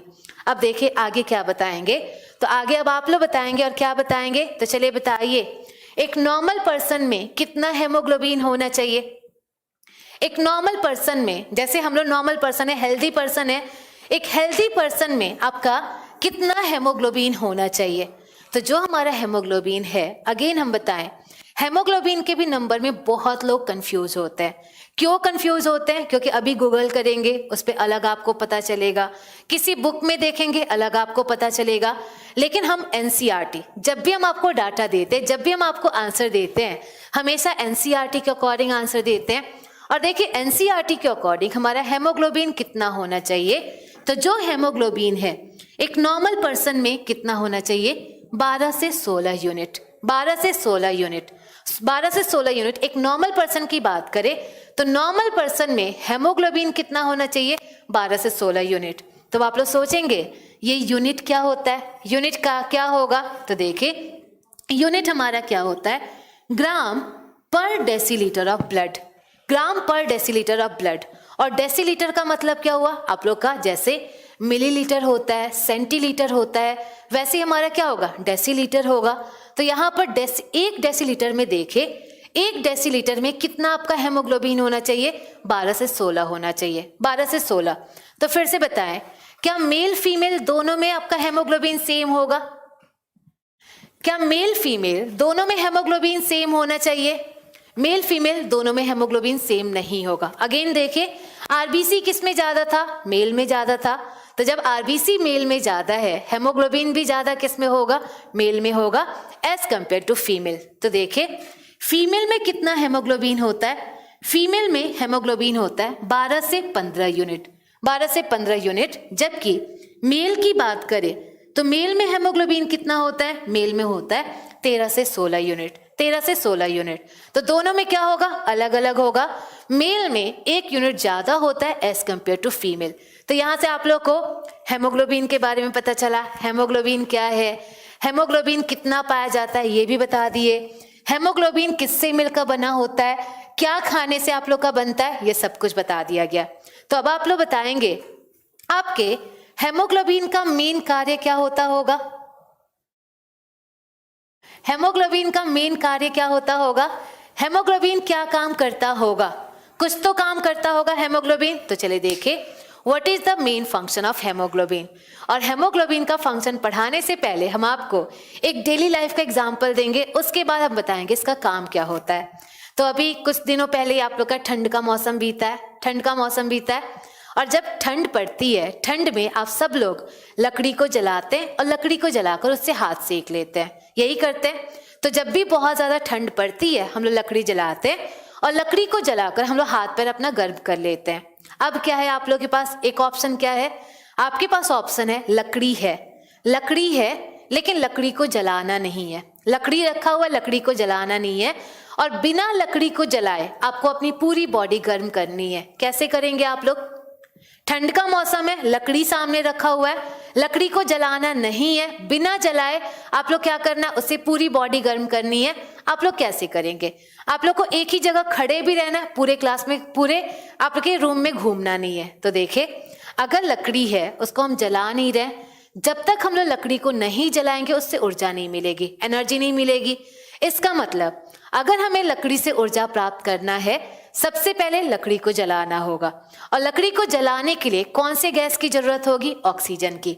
तो जब भी हमें लकड़ी को जलाना होगा, लकड़ी को जलाने के लिए कौन से गैस की जरूरत होगी, ऑक्सीजन की जरूरत होगी। ऐसा ही कुछ काम हमारे बॉडी में भी होता है। और क्या होता है, तो हम जो भी खाना खाते हैं सारा खाना हमारे पेट में चला जाता है। हम जो भी खाना खा रहे हैं, चाहे रोटी खा रहे हैं, सब्जी खा रहे हैं, जो भी खा रहे हैं, सारा खाना क्या हुआ, हमारे पेट में चला गया। लेकिन आप लोग बताएं खाना खाने का मेन एम क्या होता है, खाना खाने का मेन एम क्या है, खाने को सिर्फ पेट में भेजना कि खाने से एनर्जी प्राप्त करना। तो जो भी हम लोग खाना खाते हैं, खाना खाने का मेन एम है खाने से ऊर्जा प्राप्त करना। तो खाने से ऊर्जा कब मिलेगा, जब खाना जलेगा, और खाने को जलाने के लिए किसकी जरूरत होगी, ऑक्सीजन की। तो जो भी हमारा खाना जलेगा बॉडी के अंदर, उसको जलाने के लिए किसकी जरूरत होगी, ऑक्सीजन की, ऑक्सीजन की। तो देखिए होता क्या है, हम लोग जैसे ही सांस लेते हैं, आप लोगों ने इनहेल किया, इनहेल किया, और जैसे ही आप लोग सांस लेंगे क्या होगा, सांस लिए आपके जो फेफड़े हैं, आपके जो लंग्स हैं, लंग्स में आपका एयर जाएगा। हमने जैसे ही गहरी सांस लिया, एयर आपके बॉडी में, एयर आपके लंग्स में गया। आपके एयर में ऑक्सीजन होगा कि नहीं होगा, एयर में ऑक्सीजन होगा। तो देखिए हमारे एयर में ऑक्सीजन होगा, ये ऑक्सीजन जाकर किससे जुड़ेगा, ये ऑक्सीजन जाकर हेमोग्लोबिन से जुड़ेगा। तो जैसे हमने सांस लिया, हमारे लंग्स में ऑक्सीजन पहुंचा, ये ऑक्सीजन जाकर किससे जुड़ा, हेमोग्लोबिन से जुड़ा। अब जैसे ही हमारा ऑक्सीजन हेमोग्लोबिन से जुड़ा, ये एक कंपाउंड बना लेगा, और ये कौन सा कंपाउंड बनाएगा, तो यहाँ से एक कंपाउंड बनाएगा जिसका नाम होगा ऑक्सी हेमोग्लोबिन, ऑक्सी हेमोग्लोबिन। तो जैसे ही हमारा ऑक्सीजन जुड़ा, कंपाउंड बना ऑक्सी हेमोग्लोबिन।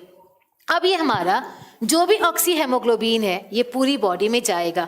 जैसे हमारे ब्लड में ऑक्सीजन मिला, ये पूरी बॉडी में जाएगा, और जैसे ही पूरी बॉडी में गया, ये हमारे खाने से मिलेगा, खाने से ऑक्सीजन मिलेगा, और जैसे ही खाने से ऑक्सीजन मिला, खाना जलेगा, और खाना जलेगा, यहाँ से फॉर्मेशन किसकी होगी, एनर्जी की, ऊर्जा की।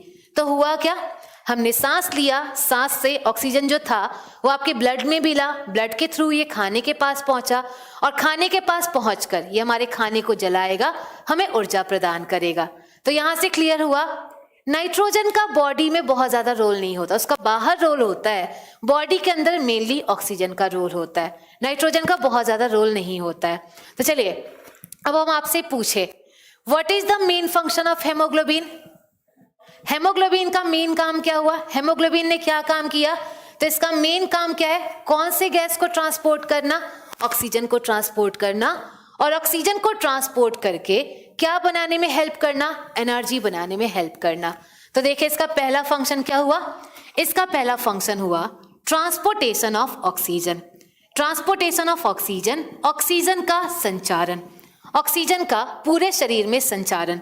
तो ये हो गया ऑक्सीजन का पूरे शरीर में संचारण, पूरे शरीर में ये भेजेगा, और जब ये पूरे शरीर में ऑक्सीजन को संचार कर रहा है, मतलब इसका नेक्स्ट काम क्या हुआ, helps in the formation of energy, helps in the formation of energy, अर्थात शरीर में ऊर्जा बनाने में सहायता करना, ऊर्जा बनाने में सहायता करना।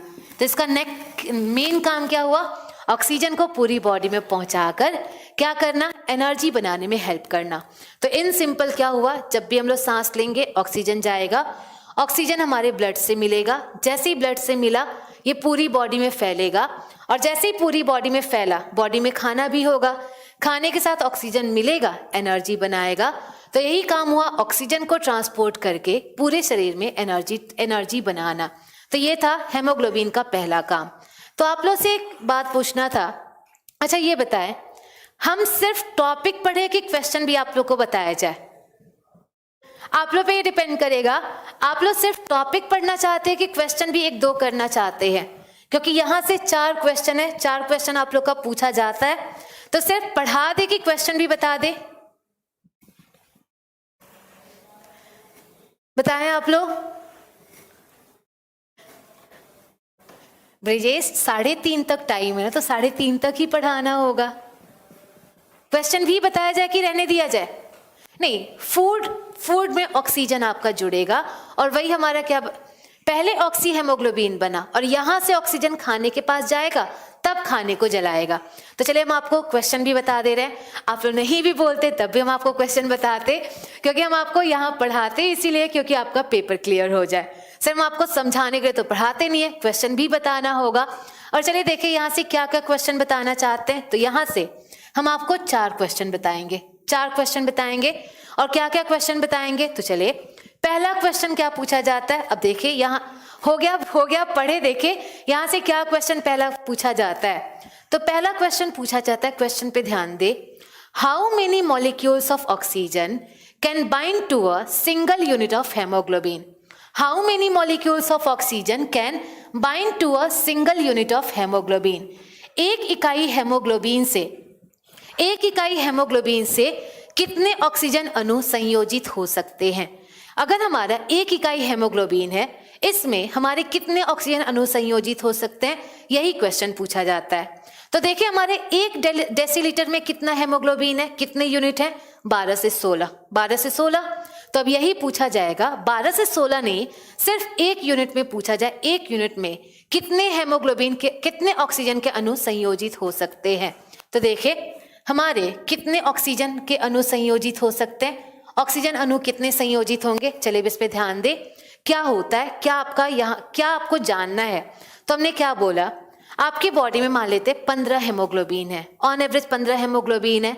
ये 15 हेमोग्लोबिन एक बार में कितना ऑक्सीजन ले जाता होगा, यही बताना। और इसी के लिए हमें बताना होगा कि 1 हेमोग्लोबिन से कितना ऑक्सीजन जुड़ता होगा। तो यहाँ पर अब आप लोग ध्यान दे, अगर आप लोग बीच में कमेंट करेंगे, इस पे ध्यान नहीं देंगे, दोबारा पूछेंगे, हम बताएंगे भी नहीं। तो पहले इस पे ध्यान दे जो हम आपको बताना चाह रहे हैं। तो देखिए जो हमारा हेमोग्लोबिन है वो केमिकल है, एक रसायन है।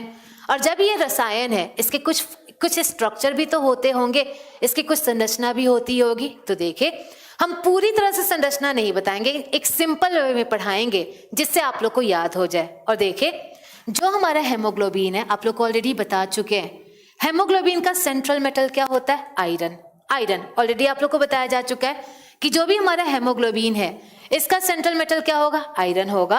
तो देखिए ये जो आयरन है, ये आपका, इसका स्ट्रक्चर कैसा होता है, हेमोग्लोबिन का स्ट्रक्चर कैसा होता है? तो बीच में हमारा आयरन है और इस आयरन के चारों तरफ हमारे 4 छल्ले पाए जाते हैं। इसमें नाइट्रोजन, कोबाल्ट, इन सब के मिला के छल्ले पाए जाते हैं। तो आपको ये सब नहीं याद रखना है, बस इतना याद रखना है, बीच में आयरन होगा और आयरन के चारों तरफ हमारा क्या पाया जाएगा? एक 4 रिंग पाया जाएगा, 4 रिंग पाया जाएगा। तो देखिए इन चारों रिंग में कितना ऑक्सीजन होगा? तो जब इसके 4 कोने हैं, 4 कोने में क्या होगा? कितना ऑक्सीजन जुड़ जाएगा? तो चारों कोनों में आपका 4 ऑक्सीजन जुड़ जाएगा, 4 ऑक्सीजन जुड़ जाएगा। तो बीच में हमारा हेमोग्लोबिन है, 1 हेमोग्लोबिन है और 1 हेमोग्लोबिन के 4 कोने हैं। 4 कोने में कितना ऑक्सीजन आपका जुड़ गया? 4 ऑक्सीजन जुड़ गया। इसका मतलब अगर पूछा जाए 1 इकाई हेमोग्लोबिन से कितना ऑक्सीजन जुड़ सकता है, कितने ऑक्सीजन के अणु जुड़ सकते हैं, तो कितने जुड़ सकते हैं? 4 जुड़ सकते हैं। बस छल्ले नहीं, बस इतना जान ले, 4 कोने हैं, 4 कोने हैं। और जब 4 कोने हैं मतलब चारों कोनों से कितना ऑक्सीजन जुड़ेगा? 4 ऑक्सीजन। तो यही क्वेश्चन आप लोग का पूछा जाता है और कई बार पूछा जा चुका है। 1 हेमोग्लोबिन से कितने ऑक्सीजन जुड़ सकते हैं? 4।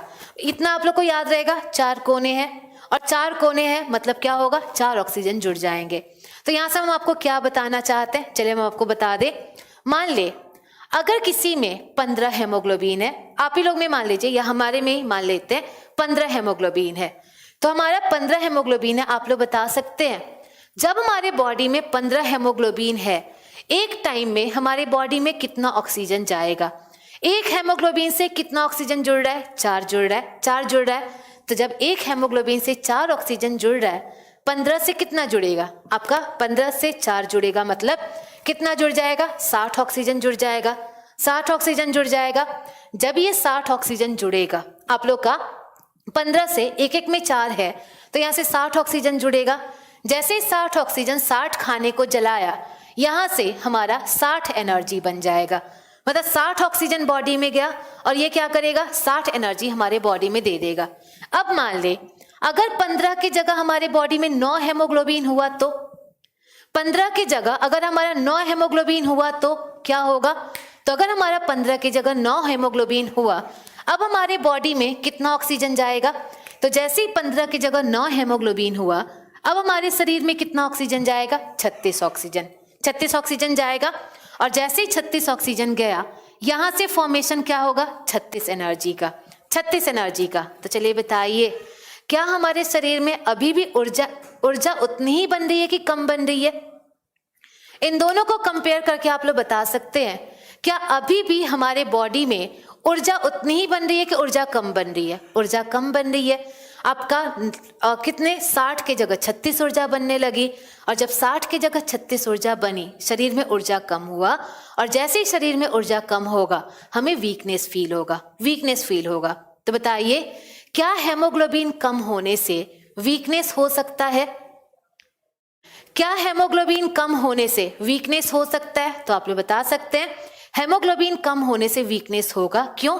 तो जैसे ही हेमोग्लोबिन कम होगा, ऑक्सीजन बॉडी में कम जाएगा, ऑक्सीजन बॉडी में कम गया, ऊर्जा कम बनेगी, और ऊर्जा कम बनेगी, उसी से क्या होगा? वीकनेस होगा, कमजोरी होगी। तो ये पॉइंट आप लोग को याद रखना है, हेमोग्लोबिन कम होने से ऊर्जा कम बनेगा और हमें वीकनेस हो सकती है, वीकनेस हो सकती है। तो ये पॉइंट आप लोग को पता चला। अब तो आप लोग बता देंगे कि एक हेमोग्लोबिन से कितने ऑक्सीजन जुड़ सकते हैं? तो एक हेमोग्लोबिन से 4 ऑक्सीजन। लेकिन एक और चीज आप लोग को ध्यान देना है, और यहां पर अब क्या ध्यान देना है? तो हमने क्या पूछा? मॉलिक्यूल ऑफ ऑक्सीजन, कितने ऑक्सीजन के अणु जुड़ सकते हैं, ये हमने पूछा। कितने ऑक्सीजन के अणु जुड़ सकते हैं? अब आप लोग बताएं, अगर हम आपसे पूछे आपके ऑक्सीजन के परमाणु कितने जुड़ सकते हैं? ऑक्सीजन की परमाणु कितने जुड़ सकते हैं? बताइए। अगर हम आपसे पूछे एटम ऑफ ऑक्सीजन, ऑक्सीजन में ऑक्सीजन एक HB बोले या एक यूनिट HB बोले, दोनों आपका सेम ही है। एक यूनिट बोले या एक HB बोले, दोनों आपका सेम होगा। तो चलिए बताइए, एटम ऑफ ऑक्सीजन कितना होगा? ये तो हमने क्या बोला? मॉलिक्यूल ऑफ ऑक्सीजन 4 हुए। और आप लोग देखिए, मॉलिक्यूल का मतलब ही क्या होता है? केमिस्ट्री में पढ़े होंगे कि जब भी एटम जुड़े, एटम के जुड़ने से ही फॉर्मेशन किसका होता है? मॉलिक्यूल का। तो यहां पर देखिए, यहां पर O2 है, O2 का मतलब 2 ऑक्सीजन है, 2 ऑक्सीजन है। तो जब भी आप लोग से पूछे एटम ऑफ ऑक्सीजन, ऑक्सीजन का एटम कितना होगा? 8। तो याद रखिएगा, मॉलिक्यूल 4 होगा, जबकि एटम कितना होगा? परमाणु कितने होंगे? 8 होंगे। तो ये हमारा पहला क्वेश्चन था, और उम्मीद है यहां से आप लोग समझ गए होंगे कि यहां से क्वेश्चन क्या पूछा जाता है। पहला क्वेश्चन 128, 32 ये कहां से आने लगा? 444, ये तो कुछ ज्यादा ही होने लगा। तो ये हो गया हमारा पहले क्वेश्चन का आंसर। अब चलिए देखिए, सेकंड क्वेश्चन बताएंगे, और सेकंड क्वेश्चन क्या बताएंगे? तो ये क्वेश्चन आप लोग का कई बार पूछा जा चुका है, और इस पे आप लोग को ध्यान देना है। भले आप लोग पहला भूल जाए, लेकिन दूसरा याद रखना है, दूसरा क्वेश्चन याद रखना है। और दूसरा क्वेश्चन आप लोग का क्या है? Maximum reactivity of haemoglobin.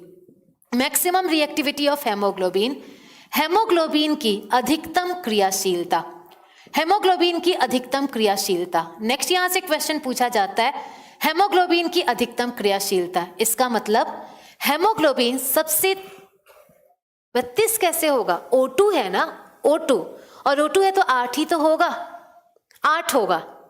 तो यहां से नेक्स्ट क्वेश्चन क्या पूछा जाता है, maximum reactivity of haemoglobin, haemoglobin की अधिकतम क्रियाशीलता क्या होगी। तो देखिए यहां से क्वेश्चन ऑप्शन क्या है, पहला ऑप्शन है कार्बन डाइऑक्साइड, दूसरा ऑप्शन है कार्बन मोनोऑक्साइड, तीसरा ऑप्शन है सल्फर डाइऑक्साइड एंड चौथा ऑप्शन है ऑक्सीजन। तो चलिए बताइए, नेक्स्ट बताएं, इनमें से मैक्सिमम रिएक्टिविटी किसके साथ होनी चाहिए, CO2 के साथ, CO के साथ, SO2 के साथ या ऑक्सीजन के साथ। और ये कई बार पूछा जा चुका है। हेमोग्लोबिन सबसे तेजी से किसके साथ रिएक्शन करता है, बिल्कुल सही आंसर है। और देखें हेमोग्लोबिन सबसे तेजी से CO के साथ रिएक्शन करता है, मतलब ये सबसे तेजी से कार्बन मोनोऑक्साइड के साथ रिएक्शन करता है। तो जितने तेजी से ये ऑक्सीजन के साथ रिएक्शन करेगा उसी के 300 गुना ज्यादा तेजी से ये कार्बन मोनोऑक्साइड के साथ रिएक्शन करेगा, ऑक्सीजन नहीं। हम लोग यही गलती करते हैं, हमें यही लगता है कि ऑक्सीजन ही होना चाहिए, लेकिन ऑक्सीजन नहीं होगा, इसका आंसर क्या होगा, कार्बन मोनोऑक्साइड। तो जितने तेजी से ऑक्सीजन के साथ जुड़ेगा उससे ज्यादा तेजी से ये कार्बन मोनोऑक्साइड के साथ जुड़ता है।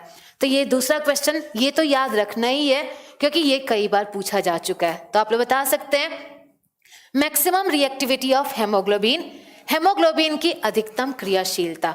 अब चले, ये डिपेंड करता है, हमने क्या बोला कि हम आपको हेमोग्लोबिन का नॉर्मल स्ट्रक्चर बता रहे हैं, हेमोग्लोबिन को हम आपका पूरा स्ट्रक्चर नहीं बता रहे हैं। तो उसमें कोबाल्ट पाया जाता है, नाइट्रोजन पाया जाता है, उसके अकॉर्डिंग ये CO के साथ ज्यादा रिएक्शन करता है एज कंपेयर टू आपका ऑक्सीजन। ये डिपेंड करता है उसके स्ट्रक्चर पे, और उतना आपको नहीं बता पाएंगे क्योंकि उतना पढ़ना आप लोग के लिए बहुत ज्यादा हो जाएगा। अच्छा, कल ही पढ़ा था केमिस्ट्री में, बहुत अच्छी बात है। चले अब नेक्स्ट देखें, और नेक्स्ट क्वेश्चन क्या पूछेंगे, form of iron in haemoglobin, form of iron in haemoglobin, haemoglobin में लोहे का रूप, हेमोग्लोबिन में लोहे का रूप। तो नेक्स्ट क्वेश्चन आप लोग का पूछा जाता है हेमोग्लोबिन में लोहे का रूप, मतलब जो हमारा हेमोग्लोबिन है, हेमोग्लोबिन में लोहा जो है आपका, आयरन जो है वो किस फॉर्म में होगा, आयरन किस फॉर्म में होगा। तो आप लोग को पता है जो हमारा आयरन है, जो हमारा लोहा होता है, लोहा मेनली 2 स्टेज में होता है, और 2 स्टेज 2 ऑक्सीडेशन स्टेज में होता है। कौन कौन सा, तो एक हमारा होता है Fe2+, और Fe2+ को हम लोग क्या बोलते हैं, फेरस आयन बोलते हैं। जबकि दूसरा जो हमारा लोहे का फॉर्म होता है, दूसरे हमारे लोहे का फॉर्म कौन सा होता है, Fe3+, और Fe3+ इसको हम लोग क्या बोलते हैं, फेरिक आयन। तो जो हमारा आयरन है, जो हमारा लोहा है, लोहा मेनली 2 स्टेज में रहता है, Fe2+ एंड सेकेंड कौन सा होता है, Fe3+। तो यहां से क्वेश्चन पूछा जाता है हेमोग्लोबिन में इन दोनों में से कौन से आयरन का रूप होगा, आपका Fe2+ होगा कि Fe3+ होगा। तो देखिए अगर आप लोग का बोथ का ऑप्शन हो, आप लोग बोथ आंसर देंगे। अगर बोथ का ऑप्शन हो मतलब बोथ ऑफ द अबव का आंसर हो, आप लोग दोनों आंसर देंगे, मतलब ये दोनों फॉर्म में हो सकता है। लेकिन अगर आपसे पूछे CO कोबाल्ट के लिए नहीं है, कार्बन मोनोऑक्साइड के लिए है, ये CO दोनों बराबर है, CO लिखे होते तो ऐसे तो लिखे होते, ये कोबाल्ट होता, ये कार्बन मोनोऑक्साइड है। तो देखिए आप लोग से क्या पूछा जाए कि आयरन किस फॉर्म में होगा, अगर दोनों ऑप्शन हो, दोनों ऑप्शन दे सकते हैं। लेकिन अगर एक आंसर देना हो, आप लोग क्या आंसर देंगे, Fe2+, क्योंकि मैक्सिमम हेमोग्लोबिन में क्या पाया जाता है, आप लोग का फेरस पाया जाता है, इसीलिए हम इसे क्या बोलेंगे, आपका Fe2+। तो जब भी पूछे हेमोग्लोबिन में आयरन का कौन सा रूप होगा, अगर एक आंसर देना हो, एक आंसर सिर्फ और सिर्फ क्या देंगे, Fe2+। 3:30 तक है ना, अभी 20 हो रहा है, 3:20 हो रहा है, हाँ जी। तो ये हो गया Fe2+। अब हम एक लास्ट क्वेश्चन बताएंगे, उसके बाद आप लोग डाउट पूछेंगे। और क्या पूछेंगे, लास्ट क्वेश्चन क्या पूछेंगे, तो कभी आप लोग पहाड़ी क्षेत्रों में गए हैं, आप लोग अभी तो क्वारंटाइन है, अभी तो आइसोलेशन है, लॉकडाउन है, तो अभी पहाड़ वगैरह तो हम लोग भूल ही गए होंगे। लेकिन कुछ लोग ऐसे भी होंगे जो पहाड़ी क्षेत्रों से ही बैठकर ये वीडियो भी देखते होंगे। तो आप लोग याद कीजिए, किसी जमाने में हम लोग पहाड़ी क्षेत्रों में जाया करते थे, और जब हम लोग पहाड़ी क्षेत्रों में जाते, यहाँ से एक क्वेश्चन पूछना है, पहाड़ी क्षेत्रों में जाने पर हमारे RBC की संख्या पर क्या असर पड़ता है, आप लोग को बताना है। पहाड़ी क्षेत्रों में जाने पर RBC की संख्या पर क्या असर पड़ेगा, आपका RBC का नंबर बढ़ जाएगा या कम हो जाएगा, बताएं आप लोग। अगर पूछा जाए पहाड़ी क्षेत्रों में जाने पर आरबीसी की संख्या पर क्या असर पड़ेगा? क्या असर पड़ना चाहिए? आरबीसी बढ़ जाएगा या आरबीसी कम हो जाएगा? चलिए, बहुत सारे लोग इसमें पहाड़ी क्षेत्रों से ही बात कर रहे हैं, बिल्कुल सही है। तो चलिए, पहले जो लोग भी पहाड़ी क्षेत्रों से बात कर रहे हैं, पहले वो यही बताएंगे आरबीसी बढ़ जाएगा कि आरबीसी कम हो जाएगा। कम हो जाता है, कम हो जाता है, सबका आंसर है कम हो जाता है। मतलब जब भी हम लोग पहाड़ी क्षेत्रों में जाते हैं, पहाड़ी क्षेत्रों में जाने पर हमारा आरबीसी कम हो जाता है। यही आंसर आप लोग दे रहे हैं। 2-3 लोग हैं बस जो सही आंसर दे रहे हैं, बाकी सब लोग गलत आंसर दे रहे हैं। और देखिए इसका आंसर क्या होगा, पहले बता दे रहे क्या होगा, उसके बाद समझाते हैं ऐसा क्यों होगा। तो जब भी हम लोग पहाड़ी क्षेत्रों में जाते हैं, जब भी हम लोग हिली एरियाज में जाते हैं, हमारा आरबीसी बढ़ जाता है। आरबीसी हमारा बढ़ जाता है, आरबीसी की संख्या बढ़ जाती है। तो ये याद रखिएगा, आरबीसी कम नहीं होता, आरबीसी हमारा क्या होता है, आरबीसी बढ़ जाता है। ऐसा क्यों, बताते हैं क्यों, पहले ये समझे, आप लोग खुद देखें। जब भी आप लोग पहाड़ी क्षेत्रों में जाते हैं, आपके गाल, आपका नाक लाल लाल हो जाता है। और गाल और नाक लाल लाल होने का मतलब क्या है, आपका आरबीसी क्या हो गया, बढ़ गया है। अब अभी हम बोले हैं कि खुद बताएंगे, लेकिन फिर भी अब आप लोग पूछेंगे क्यों होगा, तो चलिए बताते हैं आरबीसी बढ़ता क्यों है। आरबीसी क्यों बढ़ता होगा, इसके पीछे भी तो कोई ना कोई लॉजिक होता होगा कि आरबीसी बढ़ता होगा। बिल्कुल अभिषेक सही आपने आंसर दिया है। तो देखिए आरबीसी क्यों बढ़ेगा, तो देखिए जैसे जैसे, अच्छा सिंपली देखिए, हेमोग्लोबिन, हेमोग्लोबिन किसका पार्ट है, आरबीसी का पार्ट है। हेमोग्लोबिन आरबीसी का पार्ट है। जो काम हेमोग्लोबिन का होगा वही काम किसका होगा, आरबीसी का होगा। तो हेमोग्लोबिन क्या कर रहा है, हेमोग्लोबिन ऑक्सीजन के साथ जुड़ रहा है और हमें एनर्जी प्रोवाइड कर रहा है। ऐसा ही क्या होगा, तो जो काम हेमोग्लोबिन का हुआ वही आरबीसी का भी होगा। तो देखिए जो आरबीसी है, आरबीसी ऑक्सीजन से जुड़ता है और आरबीसी ऑक्सीजन से जुड़कर फॉर्मेशन किसका करता है, एनर्जी का, ऊर्जा का। तो जो भी हमारा आरबीसी है, जो भी इन्वायरमेंट में ऑक्सीजन होगा उससे ये क्या करेगा, उससे आप लोग का जुड़ेगा और एनर्जी आपको प्रोवाइड करेगा। तो अब देखिए आरबीसी कम क्या होता होगा, हेमोग्लोबिन को एचबी से डिनोट करते हैं। तो देखिए आरबीसी आपका बढ़ता क्यों होगा, तो देखिए चाहे हम लोग कहीं भी जाएं, कहीं जाएं, चाहे पहाड़ के ऊपर जाएं, चाहे आप नदी के अंदर जा रहे हैं, हर जगह हमारे शरीर को एक फिक्स अमाउंट ऑफ एनर्जी चाहिए होती है। आप कहीं पर भी रहें, हमारे बॉडी को एक फिक्स अमाउंट ऑफ एनर्जी चाहिए। जैसे ऑन एवरेज हमें कितनी एनर्जी चाहिए होती है, तो हमें ऑन एवरेज 2000 किलो कैलोरी के बराबर एनर्जी चाहिए होती है। तो हम लोग चाहे कहीं पर भी चले जाएं, हमेशा हमें एक एवरेज एनर्जी की जरूरत होगी, औसत ऊर्जा की जरूरत होगी। और ये ऊर्जा औसत हमारी कितनी होती है, 2000 किलो कैलोरी की जरूरत होती है। तो देखिए आप लोग चाहे जहां पर भी जाएं, कहीं पर भी जाएं, हमारा एनर्जी क्या होगा, एनर्जी कांस्टेंट। हमें ऊर्जा उतनी ही चाहिए, ऊर्जा हमें 2000 किलो कैलोरी ही चाहिए। तो देखिए आपका आरएचएस तो कांस्टेंट हो गया, आरएचएस तो हमारा कांस्टेंट हो गया, यहाँ एनर्जी हमें सेम चाहिए, आरएचएस तो कांस्टेंट हो गया। और जब आरएचएस कांस्टेंट हो गया, आप लोग बताएं एलएचएस में क्या आप लोग का रिलेशन हो जाएगा। आप लोग यहाँ से बताएं, बहुत मैथ्स आप लोग पढ़ते हैं और मैथ्स के अकॉर्डिंग बताइए, जब हमारा आरएचएस कांस्टेंट हो गया, हमारे इन दोनों में क्या रिलेशन हो जाएगा। तो देखिए जैसे ही हमारा आरएचएस कांस्टेंट हुआ, आप लोग मैथ्स में पढ़े होंगे, आरएचएस कांस्टेंट हुआ, आपके ये एलएचएस वाले दोनों में क्या रिलेशन हो जाएगा। तो यहाँ से देखिए इन दोनों में रिलेशन क्या हो जाएगा, इनवर्स का। इनवर्स का हमें कहीं पर भी जाए एनर्जी कांस्टेंट चाहिए। तो देखिए जब हमारा ये पार्ट कांस्टेंट हो गया, इन दोनों में रिलेशन क्या हो गया, इनवर्स का। इनवर्स का इसका मतलब जब हम लोग पहाड़ों पर जाते हैं, आप लोग बताएं, जैसे हम लोग पहाड़ों पर जाते हैं, पहाड़ों पर ऑक्सीजन कम होता है कि ज्यादा होता है, पहाड़ों पर ऑक्सीजन कम होता है। और जब हमारे पहाड़ों पर ऑक्सीजन कम होगा, ऑक्सीजन की मात्रा की पूर्ति के लिए हमारा आरबीसी क्या होगा, बढ़ जाएगा। तो जैसे हम लोग पहाड़ों पर गए, ऑक्सीजन कम हुआ, ऑक्सीजन कम हुआ, ऑक्सीजन की मात्रा को पूरा करने के लिए आपका आरबीसी क्या होगा, बढ़ जाएगा। तो होता क्या है, हम लोग जैसे ही पहाड़ों पर जाते हैं, आसपास कम ऑक्सीजन है, लेकिन हमारे बॉडी को तो उतनी ही ऊर्जा चाहिए, ऊर्जा तो हमेशा उतनी ही चाहिए। ऐसा थोड़ी है कि ऑक्सीजन कम है तो हम अपने शरीर की ऊर्जा की मात्रा को कम कर लेंगे, नहीं कर पाएंगे, ऊर्जा की मात्रा उतनी ही चाहिए। तो उसके लिए क्या होता है, उसके लिए जैसे हमारा पहाड़ों पर आरबीसी कम है, हमारी जो किडनी है, हमारी किडनी है, किडनी एक प्रोटीन बनाती है। और किडनी कौन सी प्रोटीन बनाती है, तो हमारी किडनी एक प्रोटीन बनाती है जिसका नाम होता है इरिथ्रोपोइटीन। आप लोग को याद नहीं करना है, बस हम आपको समझाने के लिए बता रहे हैं। तो जैसे हम लोग पहाड़ों पर गए, ऑक्सीजन कम हुआ, हमारी किडनी एक प्रोटीन बनाएगी इरिथ्रोपोइटीन, और जैसे इरिथ्रोपोइटीन बनता है आपका आरबीसी का नंबर बढ़ने लगता है। आरबीसी का नंबर बढ़ेगा, और जैसे आरबीसी का नंबर बढ़ेगा आसपास जितने भी ऑक्सीजन होंगे वो बॉडी में जाएंगे और आप लोग की एनर्जी मिल जाएगी। तो फाइनली बता सकते हैं पहाड़ी क्षेत्रों में जाने पर आपका आरबीसी का नंबर कम होगा या ज्यादा होगा? आरबीसी का नंबर कम होगा या ज्यादा होगा? क्या होगा? ज्यादा होगा। बिल्कुल, कार्बन मोनोऑक्साइड एक हानिकारक गैस होती है। अगर पूछे पहाड़ी क्षेत्रों में जाने पर कौन सा अंग है जो आरबीसी बढ़ाने में हेल्प करता है? आप लोग बताइए, पहाड़ी क्षेत्रों में जाने पर कौन सा अंग है जो आपके आरबीसी को बढ़ाने में हेल्प करता है? तो कौन सा आपका अंग होगा, कौन सा ऑर्गन होगा जो आप लोग को आरबीसी को बढ़ाने में हेल्प करेगा? ये कौन सा होगा? किडनी होगा। आरएचएस की फुल फॉर्म क्या है? आरएचएस का फुल फॉर्म मत जाने, बस इतना जाने ये एनर्जी कांस्टेंट हो जाएगा। तो चलिए अब क्वेश्चन पूछे जल्दी से।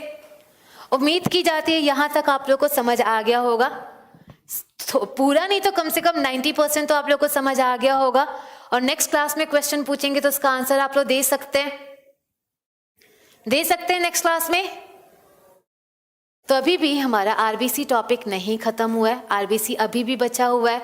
अभी बताना है कॉर्पसल और सेल में क्या अंतर होता है, आरबीसी का जीवन काल क्या होता है, ये सब कुछ अभी आप लोग को बताना है। हेमोग्लोबिन, हाँ अभी हेमोग्लोबिन का एक और फंक्शन बताना है, हेमोग्लोबिन का एक और फंक्शन। अच्छा, ओपन और क्लोज सर्कुलेटरी सिस्टम में क्या अंतर होता है? जैसे हमारे बॉडी में जो ब्लड है हमारी नसों से फ्लो करता है, तो जब हमारी नसों से फ्लो करे उसे बोलते हैं क्लोज सर्कुलेटरी सिस्टम। लेकिन नस, अगर किसी में नस ना पाया जाए, ऐसे ही पूरी बॉडी में ब्लड सर्कुलेट करे, उसे बोलते हैं ओपन सर्कुलेटरी सिस्टम। हाँ जी, हेमोग्लोबिन अभी और पढ़ाना है, पहले थोड़ा हमें पढ़ने भी तो दे कि क्या पूछ रहे हैं एक ही बार सब लोग। हाँ जी कल्याण, आप भी ऑनलाइन हैं। एक तो इतना जल्दी जल्दी आप लोग कमेंट कर रहे हैं कि जब कमेंट पढ़ने जा रहे हैं समझ ही नहीं आ रहा। व्हाइट ब्लड सेल ना बढ़े इसके लिए क्या करना होगा? अभी आप व्हाइट ब्लड सेल ना बढ़ाने पे ना काम करें, व्हाइट ब्लड सेल को बढ़ाने पर काम करें। इस टाइम ज्यादा जरूरत है आपके व्हाइट ब्लड सेल को बढ़ाना। धर्मेंद्र बताएंगे आरबीसी का कब्रिस्तान, वो हमारा स्प्लीन होता है जो हम नेक्स्ट क्लास में पढ़ाएंगे, अभी बाकी है आप लोग का। आरबीसी बढ़ेगा तो ऑक्सीजन कम होगा? नहीं, आरबीसी बढ़ेगा तो ऑक्सीजन कम नहीं होगा, ऑक्सीजन कम होता है इसलिए हमारा आरबीसी बढ़ता है। थैलेसीमिया राजेश आपको पढ़ाएंगे, वो एक जेनेटिक बीमारी होती है, और जब जेनेटिक बीमारी पढ़ाएंगे देन थैलेसीमिया पढ़ाएंगे। डायलिसिस भी तब पढ़ाएंगे जब किडनी टॉपिक पढ़ाएंगे, किडनी।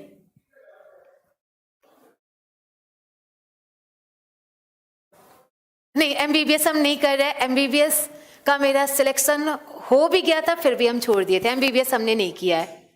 हेमोग्लोबिन का स्ट्रक्चर इतना आपको जानना जरूरी नहीं है, बस इतना जानिए हेमोग्लोबिन में आपका दो चीज बस याद रखिएगा, हेमोग्लोबिन में आयरन पाया जाता है और कोबाल्ट